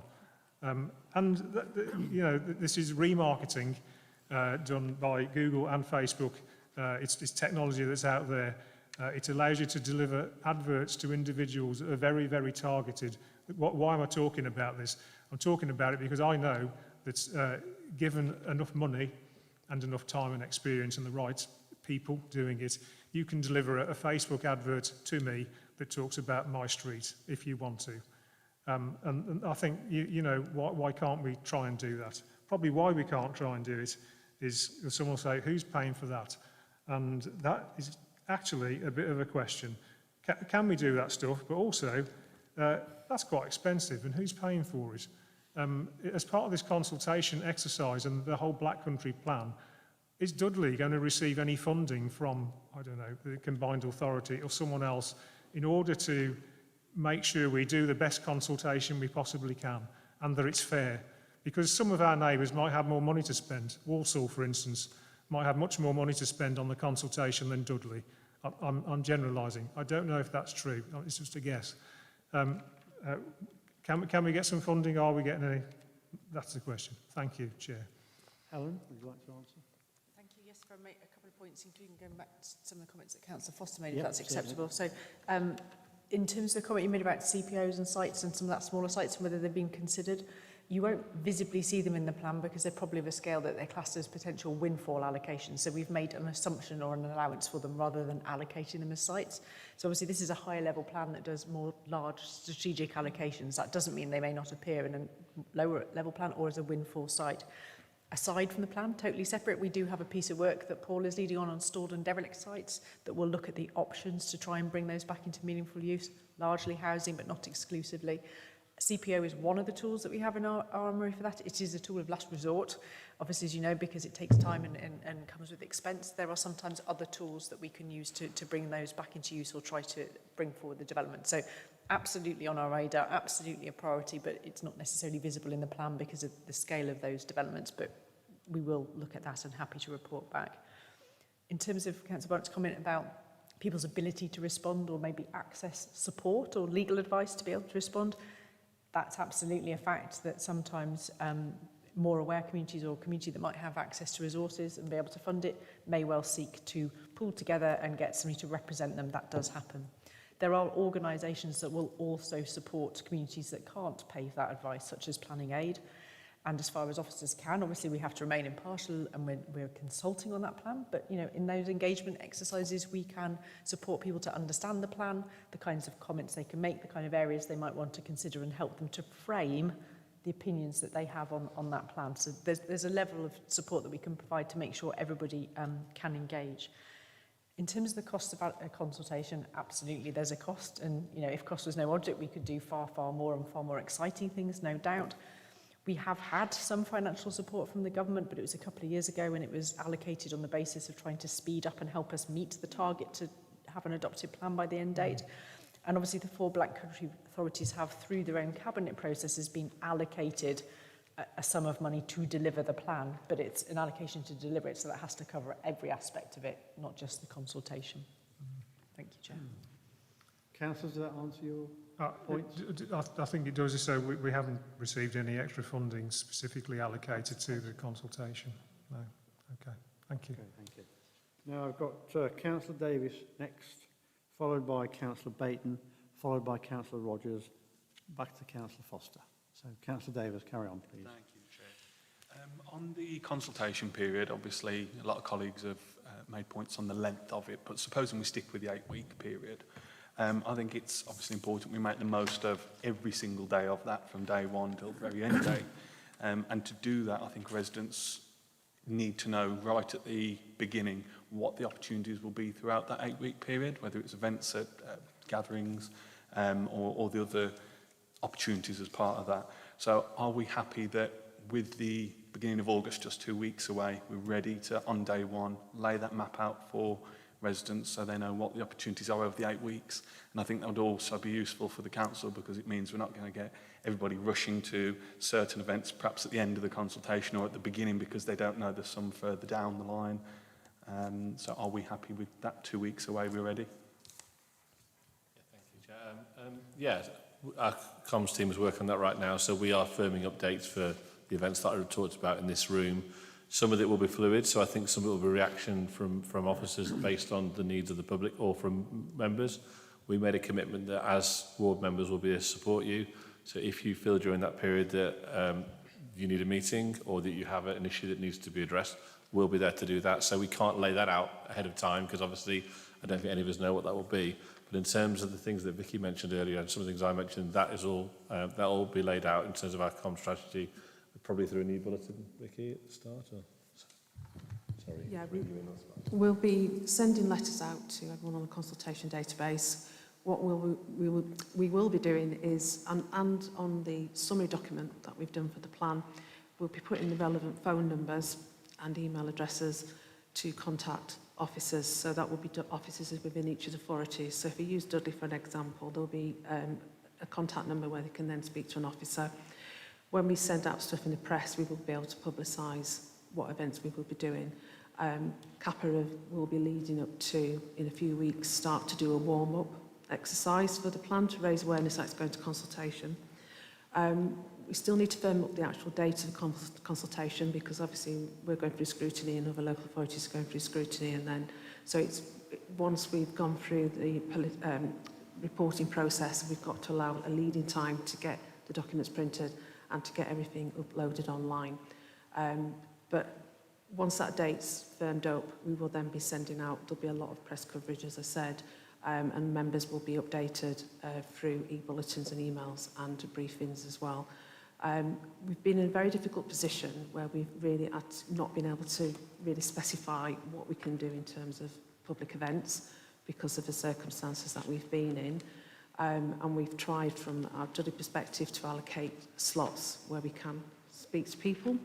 There have been local authorities who, up until quite recently, have not done any engagement events at all, and they've just purely done an online consultation and a press release. And we actually delayed the consultation because we wanted to try and go out to consultation when we thought things would be better. With hindsight, this virus has gone on for a lot longer than anyone anticipated. So we're just going to have to really go with what we can, the best way we can, the best mechanisms that we can to reach out to communities. And I think that's where we will be relying, as was picked up earlier, with members to help us to do that as well. I would say from our previous consultations that we've done on a variety of local plan documents, the social media element is where we've got quite a large feedback, and so we will be pushing through all the various social media and radio channels as well. Councillor Davis? Okay. Yeah, great, thank you. Okay, thank you for that. Councillor Bain. Thank you, Chair. Firstly, I'd just like to support Councillor Foster's call for a deep dive scrutiny review on this. It is the most important thing that has hit this borough for many, many years. And I don't think that we can underestimate the impact, both negative and positive, because there's obviously good positive sides to it as well for generations to come. But I've got a question for Helen. It's some time ago now, you responded to Councillor Islam in his questioning, and you made some comments around that it in terms of the consultation, it depended on the type of response that was received or how somebody responded. So how can we assist people to make sure that responses are legitimate and will be considered? That's the first point. My second question, and I think this really is why we do need a deep dive into this, and it picks up on Councillor Lawrence's points about transport and roads and the fact that there's no additional planning at this point in time. So as a region, we have a zero carbon date of 2041, and as nationally, zero carbon by 2050. I think we need to look very seriously at this plan if there's no additional infrastructure in terms of roads being put in and public transport systems. How is this plan to develop the Black Country actually going to make sure that we achieve those ratings by the dates that have been set, and also in terms of developers' charters? So how are we going to make sure that the properties built actually fit with the environmental agenda and environmental impact? And the final question I've got, which again may not be known at this point, but if the planning changes that are currently that governments are currently looking at are accepted and go through, do we know what impact those planning changes may have on the Black Country plan, and in terms of where planning permissions will be required or may not be required going forward? So how will that impact on the whole of the Black Country plan? Thank you, Chair. I think I've captured them all, but you might have to jump in if I don't answer. And if I could start off, but I may well ask colleagues to come in. So in terms of the comments, apologies, I can't quite remember the context of what I said to Councillor Rizan, but every comment is relevant. Every member of the public, developer, landowner, whoever it is entitled to respond to the plan. And as Vicky set out, there was a number of questions that they will be asked. Do they support, do they object, and what are their reasons? Some of those answers will be very planning jargon and very well articulated. Some of them will just be from the heart, from a local resident. Both are fine. So it's for us to take those responses, to work through them when we've had them, and to work through what the impact on the plan or the planning response will be to that. Carl and Vicky have also mentioned there's a number of engagement events. We have, in effect, a planning hotline where people can comment. We can support people if they don't understand bits of the plan or they don't understand what they can comment on or what is or isn't a legitimate comment. So hopefully there's a number of levels of support that we can provide to people. We can also provide steers to people as to what are relevant comments. Can I just pick you up on that comment that you've just made? About what you said something about what is a legitimate or not a legitimate comment. What would be a legitimate response and what's not a legitimate response? Okay, so if you take the example when we're in front of planning committees, we can take into account planning land use matters, but there are some things that we can't. Market forces, for example. There are things that are governed by other legislation. So sometimes people do stray into other areas where we can't, or it's not that plan, it's not an issue for the plan, for example. So occasionally people might say things that go beyond the conversations we're able to have on this plan. It doesn't mean they're not valid opinions, they just may be something we can't take into account. What we generally say to the public is, make your representations, and if we can take into account, we will. So rather than not provide a comment, it's better that they respond, and then we also have to respond to say, well, we can't do something ultimately afterwards as well. Okay, yeah. Is that right? Thank you. So the next comment I think you made was the support for Councillor Foster for the deep dive. We're more than happy to come back to scrutiny. Obviously, for the reasons we set out with the timetable, we would like to go out to consultation. We're happy to come back during consultation when we maybe start to get a feel of some of the responses, but more than happy to support further scrutiny meetings. In terms of zero carbon, and I might turn to my colleagues in a minute to give more detail, but there are policies around the climate agenda. And obviously any new properties that are built are subject to building regulations, which does have requirements to meet certain standards and certain improving standards as we go towards that deadline. In terms of the impact of planning changes, there's planning changes in terms of the plan process, and there's planning changes in terms of largely increasing amounts of permitted development. So in terms of the changes potentially to the local plan process, we've been given a very steer clear, only yesterday by the Housing Minister, that we do continue with this plan until told otherwise. It's really important that the plan process continues, irrespective of any possible consultations on future changes which may or may not come in. In terms of changes that are as a result of permitted development, on one level this plan, it has no impact because this is a high-level strategic plan with allocations rather than what would probably be smaller sites where it becomes permitted development. But obviously overall there may be an impact that in terms of numbers may be positive. There might be conversions that happen in offices to residential, for example, which might provide further houses. But we have in our calculations made assumptions that a certain amount of that will come forward. So if I can ask Carl or Vic if they want to respond or correct me on anything I said in terms of climate change and numbers. I think the only thing I would say is that obviously I think it's really important that this point's been raised because this plan is not just about the allocations, it's about those policies. So when we hopefully get an adopted plan, that will adopt those policies, which will allow us then to insist upon the right level. It's not just about right housing, it's about the right housing that contributes towards, not just housing and employment, contributes towards the environment and adheres to those policies. It also allows us to then create local policies off that overarching main Black Country policy. So I think it's a really important point to bring these things, two things together. I think the question was how do we ensure that happens? The way we ensure it happens is we adopt the plan, we adopt those policies, and that we as then planning officers, when it comes down to the detail of planning applications, we're able to make sure that those policies are adhered to if they want to get planning approval. The allocation of the sites is allocating sites for the principle of housing. We're not allocating at that point the housing itself until we get a detailed scheme at any one time. That scheme will then have to adhere to the policies that have been adopted. So I hope that kind of answers the question. If it hasn't, I apologise. I suppose a bit like Councillor Lawrence, I share your concerns that the, particularly the planning around the addition, around roads infrastructure, around public transport infrastructure, it doesn't feel as though it's running parallel. What it feels is as though the development plan is coming first and then the other bits are around the edges.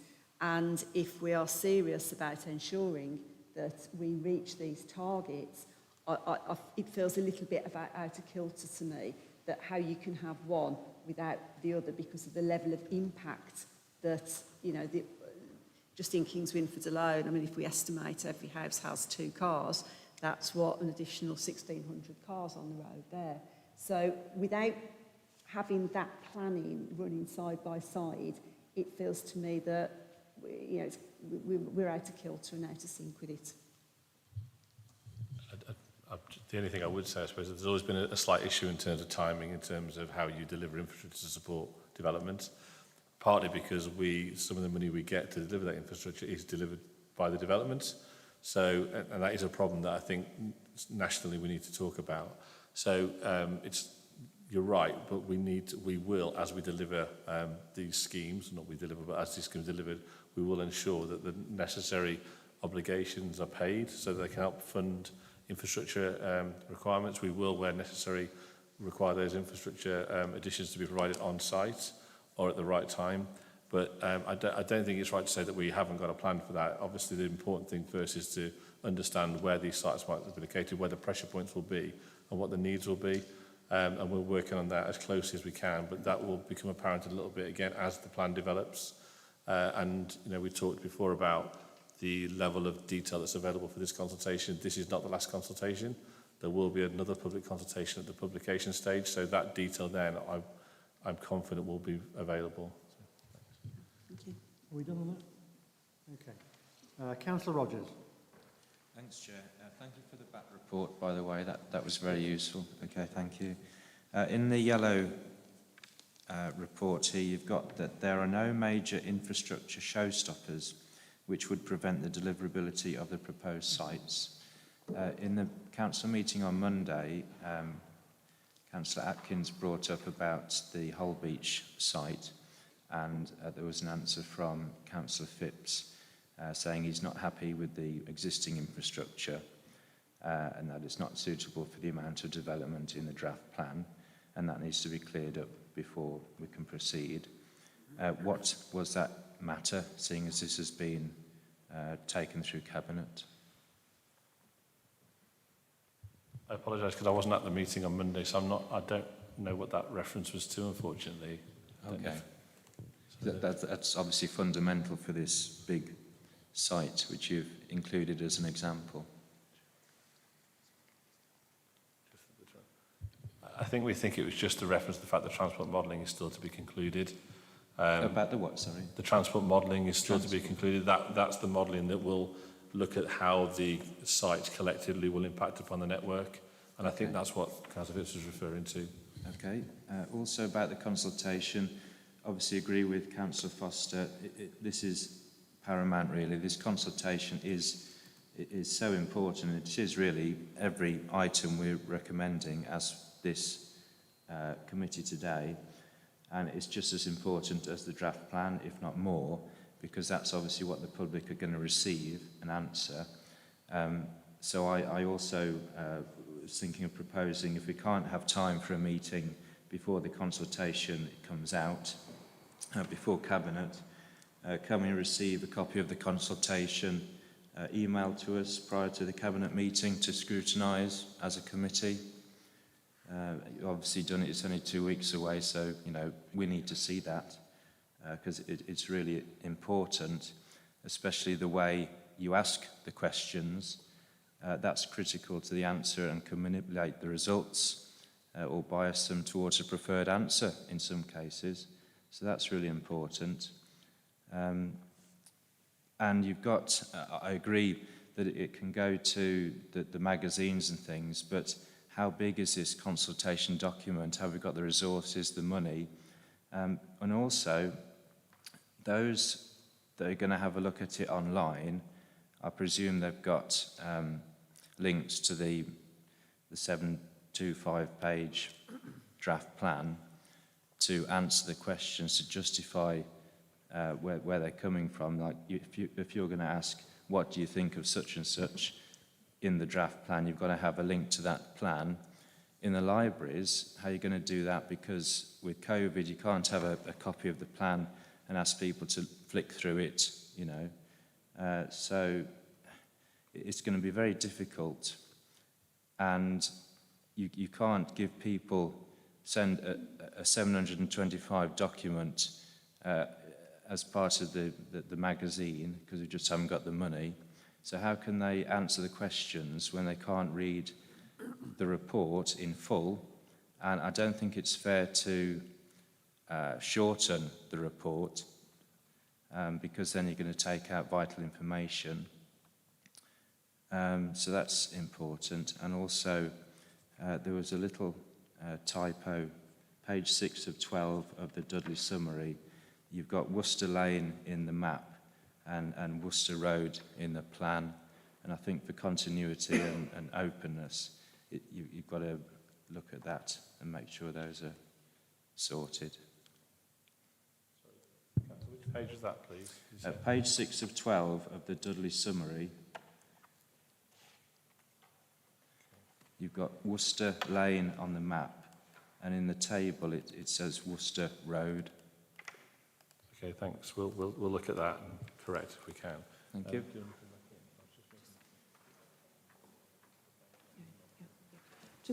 Just picking up on the consultation document. The consultation document, the main document, is the draft plan itself, which is the big 700+ page document. You haven't got the questions.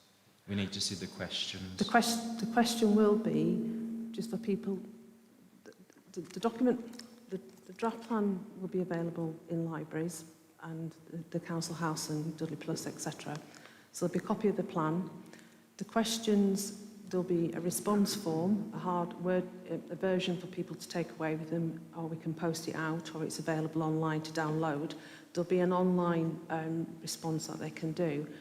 And the question is basically which document, you know, if you're referring to the draft plan, what page or paragraph number or policy number or site are you referring to? Do you support object? And then we just ask for what information for them to provide, their justification or why they object or why they support. That is all we are asking. We're not asking any other specific questions. And the online version will just be, they'll be able to just go to a particular section of the document. The summary document, which you've flagged up with the typo, we will be going through those again for checking them for accuracy, and that was part of the cabinet that we do some minor amends. That is just a very summarised document of what the Black Country Plan is about to help raise awareness about it, and that is being used as a consultation, you know, for members to use or for us to send something out to the members of the public if they wish or to make available. But the actual consultation documentation itself is the draft plan and the sustainability appraisal, which are, I admit, are huge, hefty documents, but that is a requirement that we are required to consult on the full document. Thank you. Thank you. Okay, Councillor Rogers? Yeah. Yes, You're okay with that? Yeah. Okay. Councillor Foster? Yeah. And I think Councillor Alley, you wanted to say something afterwards or not? Thank you. Just carry on. Okay, Sorry, carry on. is it me first? That was you. Yeah, it was you first, you first, yeah. Okay, thank you. Thank you, Chair. Just going back to the consultation very briefly, I think maybe there's been a couple of opportunities missed with the timing, and I don't know how long it's been known what the timetable was going to be, but we've just had a copy of Home magazine go out, and it would have been so good, so useful for this whole issue to have been introduced. And even if we were directing people to the website with the plan as it is now in draft form and not necessarily the final iteration of what will be out in August, it would have at least hooked people in and signposted them to the website and to places where they were likely to be finding a copy of the plan, whatever iteration it happens to be, from August onwards. So it's a shame that hasn't happened. The second point I want to make is about community forums. In this month, in July, I think probably we would have, under normal circumstances, had a cycle of community forums where, again, with the draft plan being out there already in the public domain, there would have been an opportunity for people to ask questions on it and maybe fine-tune it ready for consultation, as if it's sort of like a pre-consultation exercise. I think we need to give consideration to these things in the future. And I know it's not the responsibility of any officers here, but I'm disappointed that community forums have not met even online during the pandemic. You know, they have been people's link to council services and seeing councillors when we've not been able to meet with them person to person. If they've been able to come along to community forums, they had an opportunity to discuss policy issues and those issues that affect their area in the broadest sense. So that's a disappointment, but we are where we are. Whether or not there's going to be a new cycle of community forums starting in September or October, I don't know. But, you know, the cycle could actually be timed towards the end of the consultation and it might be too late then. And equally, Home magazine, I don't know when the next edition is due, but it would have been useful for that to have been used to carry the consultation because it goes out to every household. And finally, Chair, I think because of the discussion that we've had about the consultation and the timing, and I'm hearing very strongly from members here that they would like to see an extension of the consultation, and there could be a whole range of issues that is necessary, including making sure that people get to community forums to talk about it, and they get to see a copy of Home magazine if there's going to be an issue of that during the period. I think it is worth extending the consultation as a first proposal. And the second proposal I want to make is to go back to the need for a scrutiny exercise. There are lots of complex issues that have been raised this evening that require, you know, a considerable amount of thought to respond. Councillor Lawrence has put many issues on the table. Councillor Rogers has, other members have of my group, I cannot strongly recommend it enough to go forward with a scrutiny exercise covered perhaps over a period of meetings with individual themes explored in detail that are relevant to this particular plan. So those are my two proposals, Chair. Extending the consultation exercise by a minimum of a month into November. And secondly, to carry out a scrutiny exercise. And I wouldn't be proposing this without having first taken advice from officers, but the advice that I've received from officers that it is constitutionally acceptable to carry out a scrutiny exercise while the consultation is ongoing. It won't stop the consultation. The consultation can continue in parallel alongside any scrutiny that takes place. Thank you, Councillor. Councillor Ali. Yeah, thank you, Chair. I think I would support those proposals. And if you recall right at the beginning, when I said I had other questions, and I'm not going to ask all those other questions, it is on a similar line to Councillor Lawrence, and I'm sure all of us around here have a long list of questions, and therefore I think that's why it does require the detailed or deep dive scrutiny, whatever you want to call it. So I think that's really important as well. Because otherwise, I mean, you know, like I said, I've got a long list of questions here which I wanted to ask as well, but, you know, it doesn't justify the time within which, and, you know, whilst Helen and other officers are here, there might be other relevant officers, you know, who may need to come and give us their views and opinions around health and well-being. It might be, you know, public health or others, and therefore I would support what's been proposed. Thank you, Councillor Ali. I think, Councillor Lawrence, you had one last one? Yeah, just to throw my weight behind an extension if possible. Do we have a date when we're planning to start this consultation? Have we got a date set in stone yet?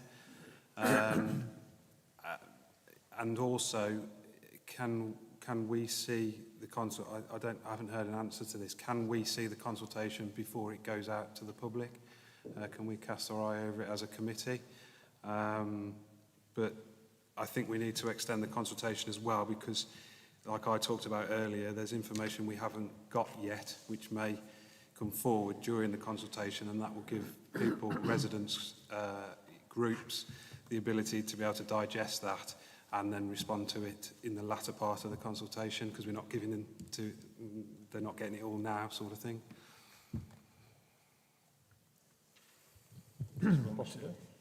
Yeah. Are we all done? Questions all done? Okay, I'm going to just do a bit of a summarisation. It's been a very important meeting tonight. A lot of content, etc., has been discussed. At this point in time, I'm not of the mind to bring this back to scrutiny this council year, because we've got a pretty full agenda. They're all big ticket items. We've already brought back the council house refurbishment. That's an added item to look at. And we've also included Councillor Baton's request to look at the accountability of the Black Country LEP. So we've got to put that in the agenda as well. However, I would ask the officers to please take note of what's been said by the members tonight and incorporate the feelings and ideas into this process going forward. And that includes the potential extension of the consultation period. I'd like you to consider the dynamics of the consultation period, and I'd like to see, prior to the consultation period, a detailed mini plan of what's going to happen, what's going to be done, when and how. We don't have to reconvene to see that, but I would like 3 or 4 page document to go to all the members of this committee before the consultation period starts, and then that will give us an opportunity to critique, add to any activities you've planned for the consultation period. I want you to involve the members locally within the wards within your plan of the consultation period. And at the end, I'd like feedback to go back to the members as soon as possible in the appropriate level of detail. Now, I'm going to convey the feelings and concerns of the committee tonight to Councillor Phipps and Councillor Harley. I think it's probably appropriate when I've done that to have a Teams meeting or something with Helen to discuss extending the consultation period, even if it's only by 2 weeks. So that's my feeling. Now, the other thing, if you do want to scrutinise and drill down on the Black Country Plan, another way of doing it, which is what we've done in the Combined Authority before, is to set up a task and finish group, which will probably consist of about 5 members from this committee, elect a chair, define an agenda, and then you meet as a subgroup, and I have to clear this with Democratic Services, but I believe it's possible at council level. So we have a subcommittee focused on drilling down into the Black Country Plan and the consultation period. So I think that's the way to go forward. But we've got a big agenda this year. And I'll also have a discussion with Helen to see if maybe we can bring this back in the next council year. So that's my views on the evening tonight. Councillor Barnett. If you wouldn't mind, Chair, just if there is a working group, I mean, often these things happen during the day, and you know, if you're working full time, it's a you know, it doesn't work. But obviously we would. I'm in that group at the moment. I'm glad to say, but not because I'm avoiding the working committee, because I'm at work anyway. I'd still want to be involved. You know, and I'd feel if there is a working group, can they make sure that they still involve the committee in what they're deliberating? Thank you. Councillor Cowell. Thanks, Chair. Yeah, I would echo some of the comments of my colleague, Councillor Barnett.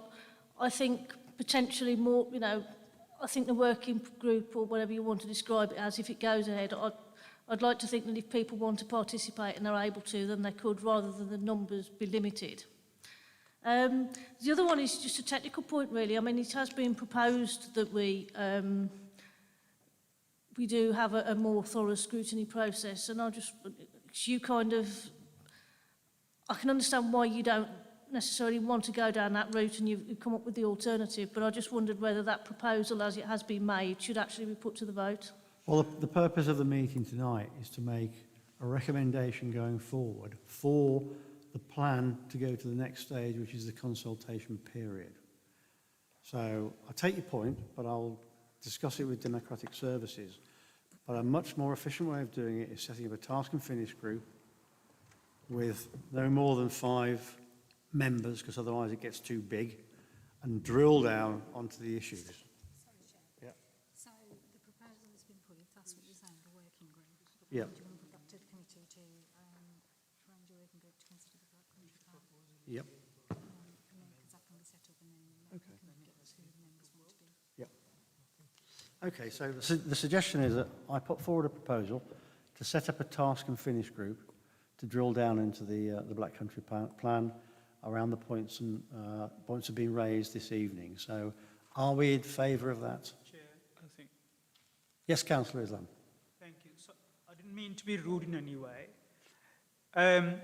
You provided a fair summary of this evening's proceedings, and there is very little one could disagree with you. However, on matter of procedure, it has been proposed, and by the fact that it has been spoken about again by Councillor Cowell in support of the proposal, I think it's only fair that we can do it in alternatives.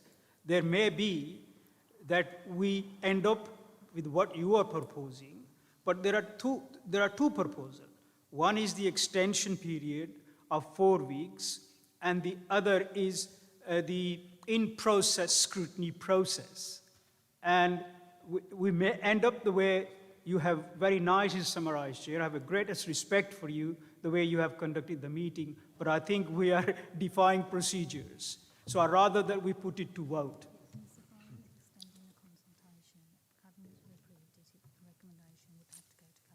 Okay. I'm advised that if we propose an extension of the consultation period, that would have to go to Cabinet on the 21st for approval. So I will put forward a proposal that the members would like to extend the consultation period.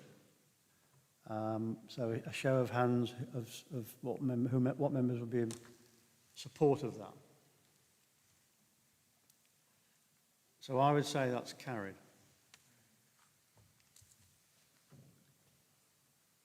Against abstentions, Chair. Hmm? Any against? Any against?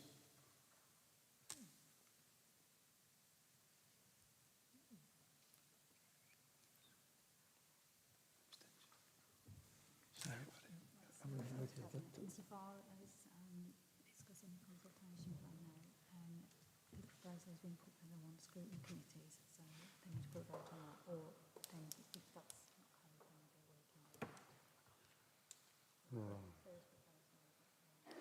Sort of. Okay. Yeah. Have a word. Change the agenda. Okay. Okay. I'm advised that the next proposal is the choice between having another scrutiny meeting to scrutinise the Black Country Plan at some stage in the future, when appropriate, or a task and finish group for a smaller group of people to drill down into detail. So, hands up who would like to bring it back to scrutiny at some stage in the future, full scrutiny. I think, Chair, if I can correct you, I mean, that wasn't the proposal. You can't summarise those two. I mean, whilst I appreciate the advice that's been given, there was the two proposals put forward by Councillor Foster. So the first one we've gone through. The second one needs to be put through. And then obviously your proposal, you need to put that and, you know, whichever carries. Yeah. There are three proposals in Yeah. effect. Two of Right. yours and one of mine. Mine was the full scrutiny committee to Yeah. have hold a series of meetings, as Health and Adult Social Care did for COVID. They didn't have a working group. It was a full committee involved in that process. Or those are the two options that you've presented. Those are the three options. And Chair, if I can also add, with your permission, I mean, I know you've said that we've got a full agenda, but if you look at some of the reports, I mean, they're only coming here for rubber stamping. We're not doing scrutinising on any of those reports. So I think within your agenda and working with your lead officer, I'm sure you can create space to do that detailed scrutiny, give people the opportunity, give, like I said, different professionals to give their views and opinions. So we as a scrutiny committee can then put forward our recommendations. Some are only to be noted, I understand. Thank you, that. Chair. So, remind me, the three proposals. So should we go through the first proposal, which Yep. is Councillor Foster's, that we have additional meetings during August, September time to discuss the Black Country Plan, not before So that's full scrutiny. full scrutiny meetings, additional meetings. Right. So that proposal number one. Members, who's in favour of that?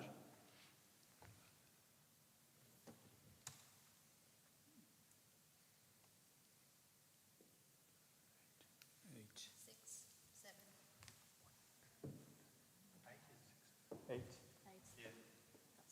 8-4. 8, okay. Eight. Any against? Right. Okay, proposal number 2. What was that? I lost track. The working group. Okay, proposal number 2, who's in favour of forming a task and finish group or a working group to drill down into the Black Country Plan? Hands up. Against? So it's the scrutiny, additional scrutiny meetings. Yeah. Carried, yeah. All members happy with that? Yeah. So we'll have to juggle the agenda around, won't we? Any other comments? Chair, Okay. the only comment I want to make is thank you very much for conducting this meeting in a much more relaxed manner and detailed manner. I personally thought that this meeting might be over in 10 minutes or 15 minutes, and I'd create perhaps half an hour. But I think you have allowed us to discuss the seriousness and the importance that it deserves, because we are talking about a time scale of 2039, which is very difficult to envisage. Some of us might not be here at that time. I hope most of you are, but some of us not be here. Thank you. Well, thank you very much, Councillor, and I can't wait to get back into committee room too. Okay, so I'm going to sorry.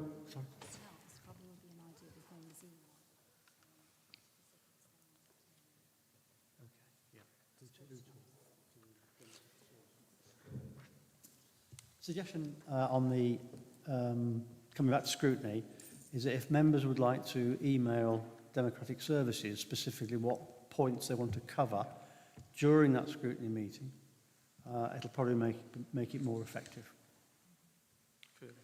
Chair, can I just ask that? I mean, obviously I don't get a vote on any of this, so that's fine. But just to clarify, in terms of the up and coming meeting that will happen, once the topics for discussion are agreed, would it be fair then to share that around the group so that expert witnesses, as appropriate, can be called in? Because, as we've said before, it might not just be planning officers. I totally so agree. that we make sure that we do use the expert witnesses who may be able to add value to this process. Yeah, I think when we know what the members want to drill down into, then Helen can provide the right experts to respond to that. So at that point, I'm going to finish up the Black Country Plan, and I move to item 7, which is to consider any questions from members to the Chair, where 2 clear days notice has been given to the monitoring officer. None. Okay, on that basis, I'm going to thank you all very much for having very, very constructive input tonight. I think we've made good progress. It is a major important subject, so let's see when we can fit it in. Thank you very much. I'm closing the meeting. Thank you. Thank you, Chair.